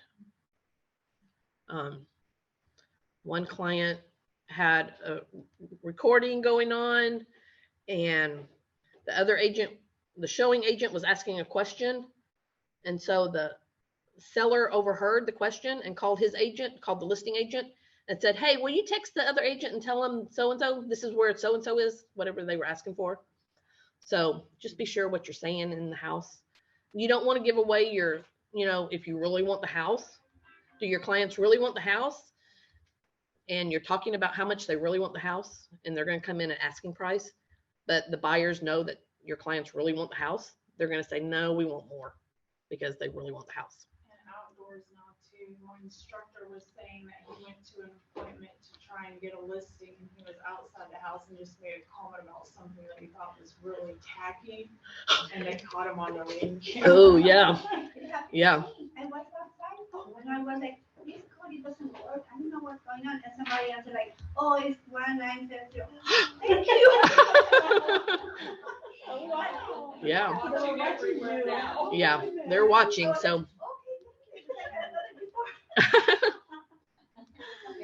think that should probably be noted on the MLS. So you think if there are cameras or there's ring? It usually it is. They'll Yep. say audio or video devices. Yeah. Yep. That shouldn't be. Several. Yeah. That Yep. should be a disclaimer. Yeah. Yeah, just tell your clients when you're, just say, let's step outside of the house or let's, Go to the someone street to go talk. down the street, let them know, just say, there's a video, do you have any problem, and whatever. Yeah. That's good. I mean, something that I wouldn't think about. Yes. You don't think about it before, but now they, they just have the ring, but now they can have cameras inside or outside. Yeah. Yep. You might even tell them that before you even go inside. Yeah. Well, yeah. Yeah. You know, Yeah, I tell mean, them to have a before. copy of the MLS. and Right. say, Well, and the agent may not list it. So, I mean, so you just have to be really careful. I was gonna say, I'm sorry. No. Sometimes, there is description on there, you as the agent get to the habit of reading, showing instructions because it tells you, owner, that there's a cat or something, make sure you don't open the door, or blah, blah, blah. During COVID, it said on there, one particular house, it said, wear mask and booties when you enter the house. Okay, it said it on there. And it said, wear the little basket with everything. Well, I showed up by myself because I was going to do a video tour. I was on my way over there. And the listing agent called me and she said, oh my God, let me let you know that the owner is in the house. She's furious, mad, extremely, and she kept, those words. She said the previous person showed up and the agent just got off and let those people walk in her house. And this was an older lady. Her house was immaculate. I mean, it looked like a stage home. It was beautiful. It was a brand new home and it was beautiful. And these people just walked in and didn't, the dirty shoes, because it was out in Springtown in that area, and they didn't wear a mask, and she was sitting right there in her home, and she was mad. She said she was pissed off. And so here was I was the next person coming in, and I was just gonna do a video for my clients, and I said, oh, that's fine. And so sure enough, when I got there, she just attacked me. Like she was just going off on me. And which, to me, it wasn't personal because it wasn't about me. But I'm glad the listing agent called and told me, so I knew that she felt violated. I said, oh, I'm sorry, I understand. I said, I knew, and I walked in, I put the booties, I had a mask. It's just like, oh, I appreciate that you read, the MLS information. Is my agent listed on there? I said, yes, ma'am, it was on there. And guess what? When I was leaving, the lady the second person was walking in with another couple without anything. I said, excuse me, I said, you need to do that, and she's like, what? I didn't read it. Yeah, you didn't care to read it. But she was about to go in there, and so do read that. And I've had a lot of them. Respect that. Yeah, because I said during COVID, it was important to them, and if I would have just went in there and didn't know, so I'm glad that the listing agent even called to warn me, and and I knew that I was going to walk in there with a mad owner. She was pissed off. She was not mad. She was mad. So yeah, read the MLS. Now it's not as bad, but even now there's still people that say, wear booties, or wear a mask, right, or wear gloves, or there's a loose cat in the house. Make sure you close the door behind you so the cat doesn't get out. Right. Yeah, or don't use the restroom. Oh yeah. Somebody used the restroom in her house. They used the restroom and they used her fancy towels, and they just went like that and left them on the top, and that made them really mad. Yeah. Just respect the house you're going into. Yeah. Wow. All right. From offer to close. The first thing you're going to do is you're going to list your home with Kelly Horne.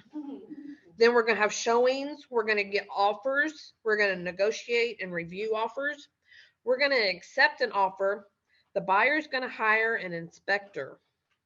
We're going to negotiate inspection results if necessary.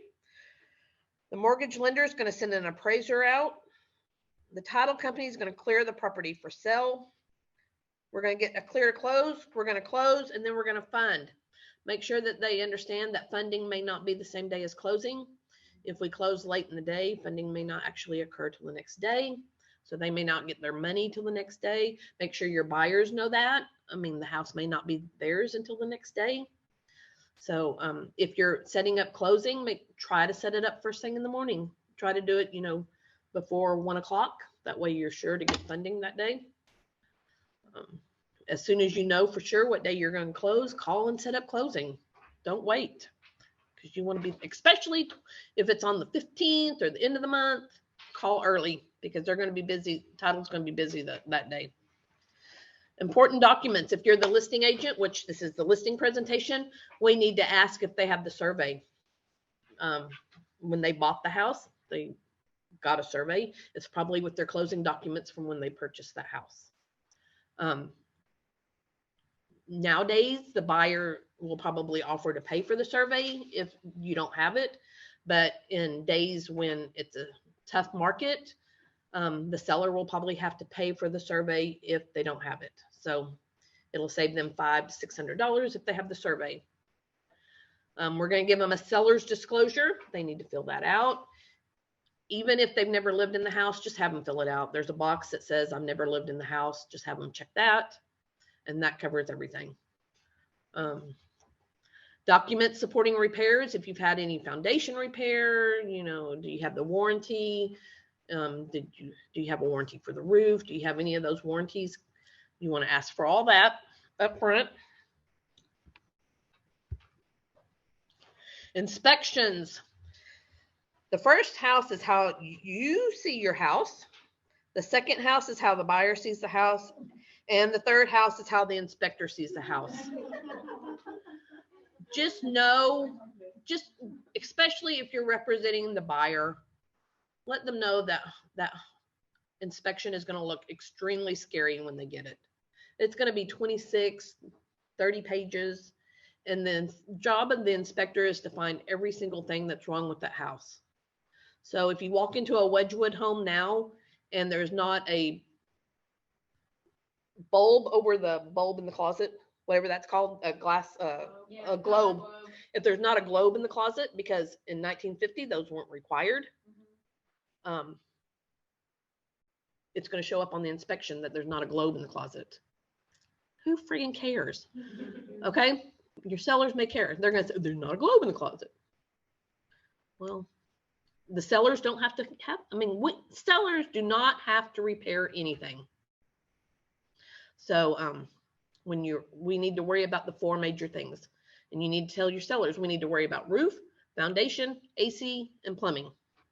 Those are the 4 things that we need to worry about. If anything else pops up, we really don't care. If we want to be nice, we can fix it. If we want to be jerks, then we don't have to fix it. But if you want to get the best price for your house, you might consider fixing it. You know, depends on what, I mean, I've seen repair requests that are on another separate page. See Schedule A, and it's a whole page long of requests. Okay, I'm missing one. I have roof, foundation, and plumbing. AC. Yeah. Yeah. So the inspector will point out every single thing. They're going to point out what the house should be at right now in 2021, 2022, whatever it should be. They're not going to worry that it was built in 1950 or 1930s or whenever it was built, 1970s. But we do not have to bring the house up to code. We don't have to. So when you're representing the buyer, make sure they understand that the report's going to look scary, especially if it's their first report they've ever gotten. It's going to be overwhelming to them. One of the things I say, I don't know if this is right, I always tell them, see it as a checklist for your future, you know, it tells you what you need to fix right away or what you need to do later. Right. So, you know, and I just kind of mentally prepare them. Right.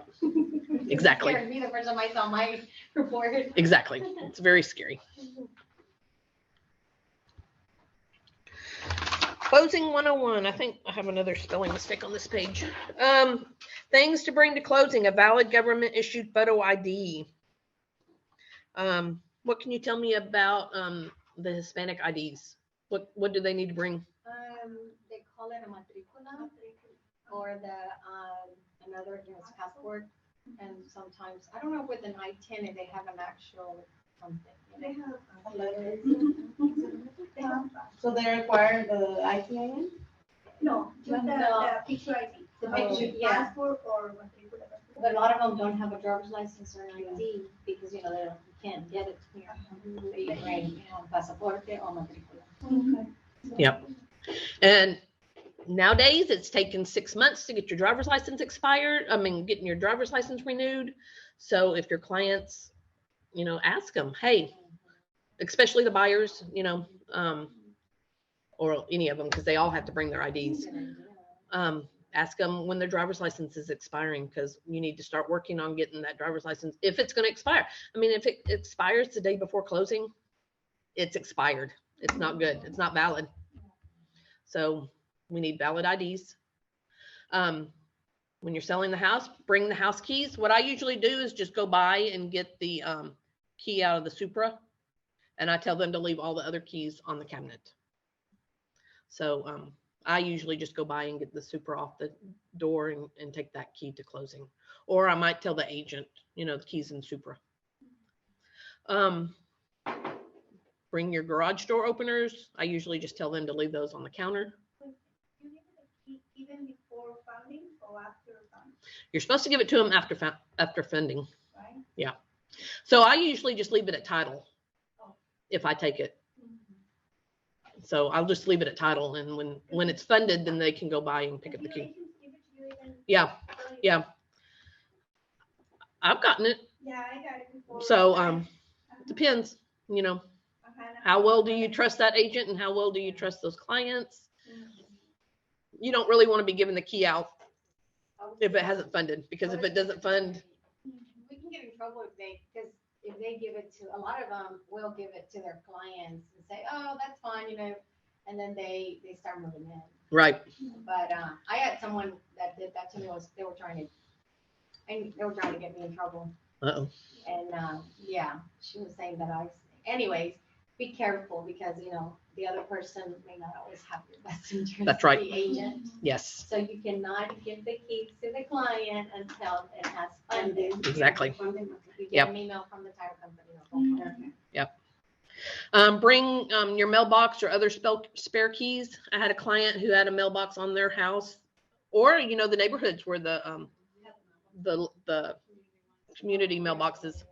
Be sure to bring those keys. I had a client who had a lock on their mailbox. It was on their house, but I guess they'd had mail stolen, so they had a lock on it. But then they moved to Minnesota like two or 3 weeks before closing, and they took their mailbox key with them, not thinking about it. And I didn't. So then the new clients didn't have a way to get in the mailbox. So I ended up buying a new mailbox because we couldn't. He said, I can mail you the key. No, I'll just get another key. I said, that's okay. Well, then I could never find the right key. I ended up buying 3 keys and none of them worked. So then I ended up just buying a mailbox. So they need to bring a voided check or banking information for a transfer of funds, and make sure that they understand that the title company will never email you regarding wiring instructions. If they want wiring instructions, they need to call the title company and ask them for it. There's been a lot of wire fraud going on, and it looks like it's coming from the title company. The email looks like it's coming from the title company, but it's really not. So people have wired funds to fake title companies. Yeah. So be careful.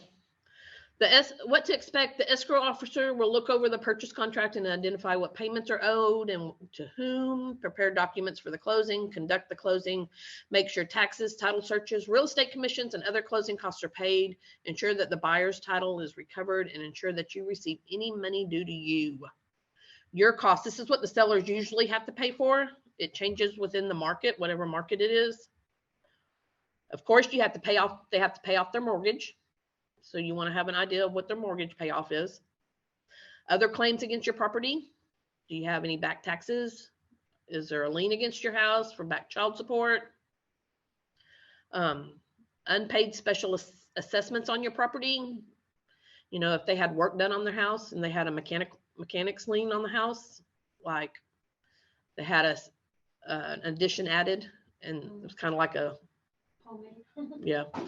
line of credit or something, and they said, if you still owe that, of course you have to pay the real estate commission if you're the seller.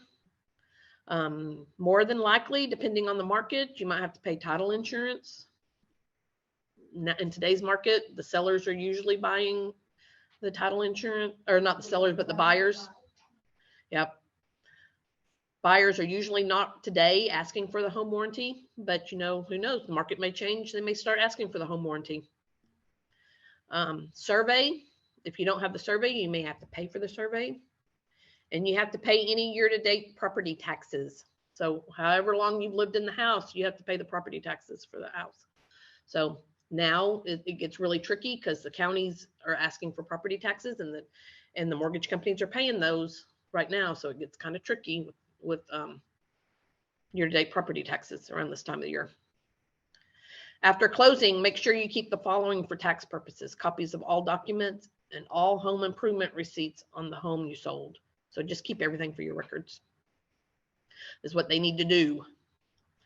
So I just go over all this with my sellers when I go and visit. It usually only takes not very long because I don't go into great detail with it, and I just leave it with them so they can look over it and have them say, if you have any questions, give me a call, email me, text me, whatever.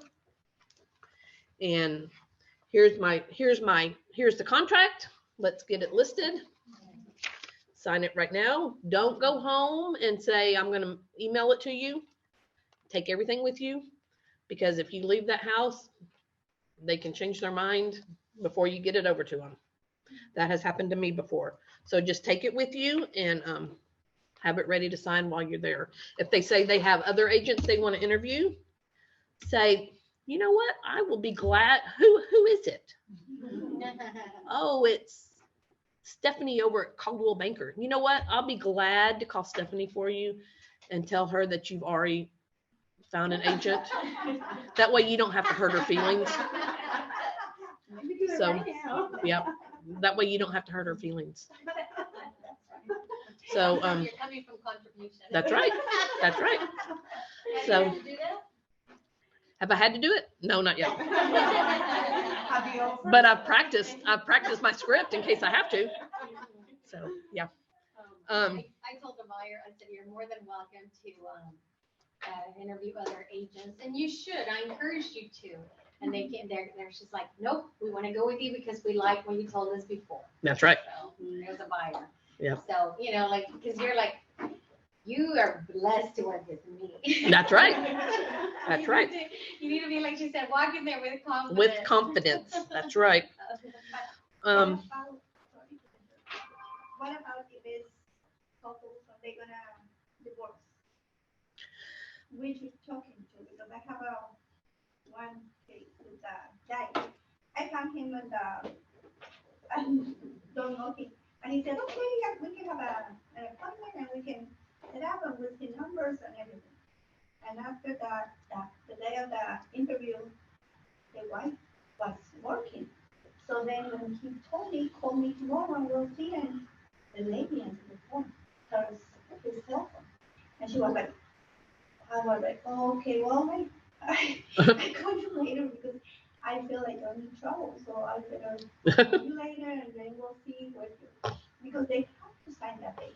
And Yeah. after they told me to call me, I was like, oh my God, I feel like I'm in trouble. And he said, Yep. You just have to be careful. I mean, divorced couples are tricky. You don't want to be a favorite to one and not the other. But I had a divorcing couple.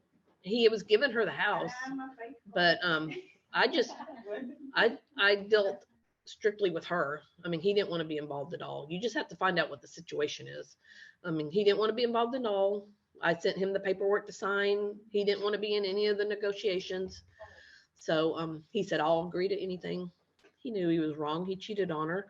And, At least it was okay. Yeah. but divorces can be tricky. You can get stuck in the middle of two. So he said, you know what, I just got the house by myself, so she doesn't really involve, not even in the payments and this, and I was like, okay, but you have to talk to her. Oh, no, she's fine with that. And then I found like, she doesn't even know. Yeah. And See. like, okay, so I better That's tricky. wait until you clear the situation and then we'll. Yep.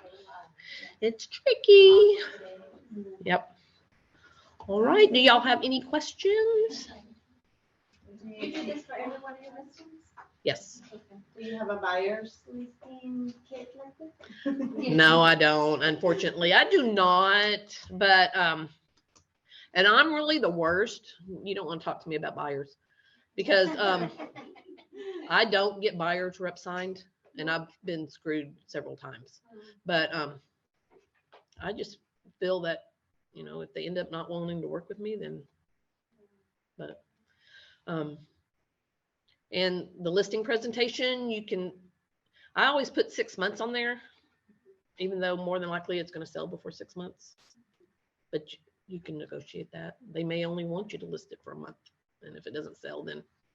But I always say, I'm going to put on here 6 months. And if you decide you don't want to sell it, or if it doesn't sell within a month and you decide you want to find another agent, then you're more than welcome to find another agent. I'll let you out of your contract. I mean, so you just have to. But I have been screwed on buyer's rep, so be sure you get your buyer's rep signed.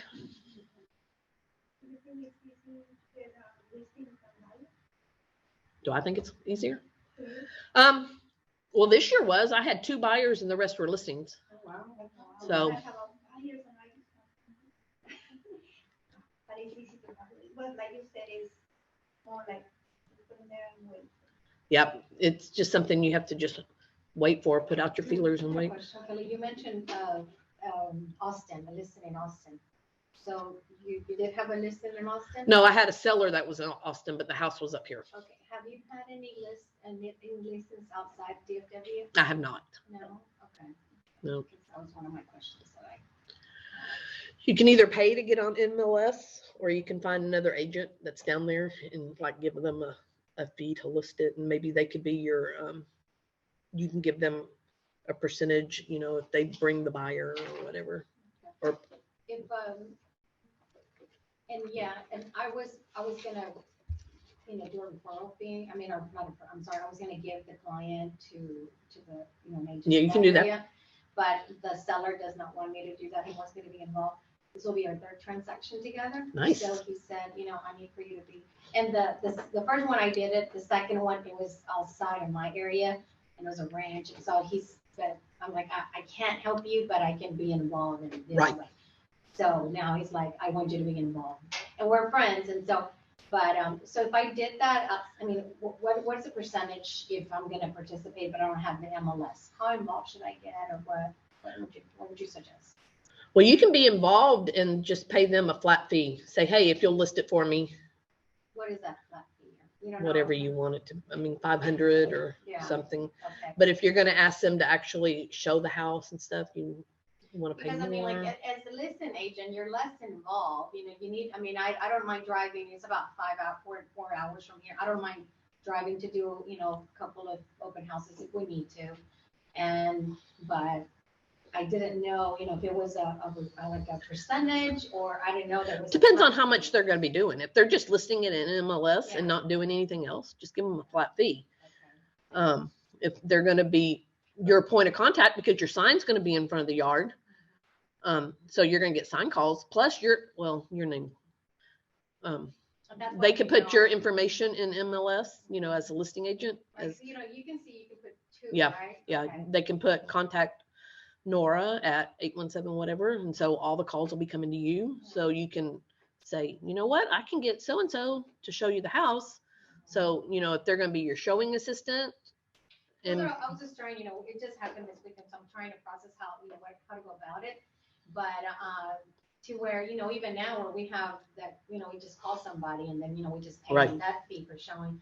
I mean, there'll be other buyers going, you know, they're gonna have a buyer's rep right. or an agent showing them. So I didn't know, being on the business side, how, you know, I would probably just pay them a flat how fee. present I needed to be there, you know. Like I said, I don't mind going over there, but I don't know about the comps, you know, because I don't know that area. I know. So they're going to be So- doing quite a bit of work. So So, yeah.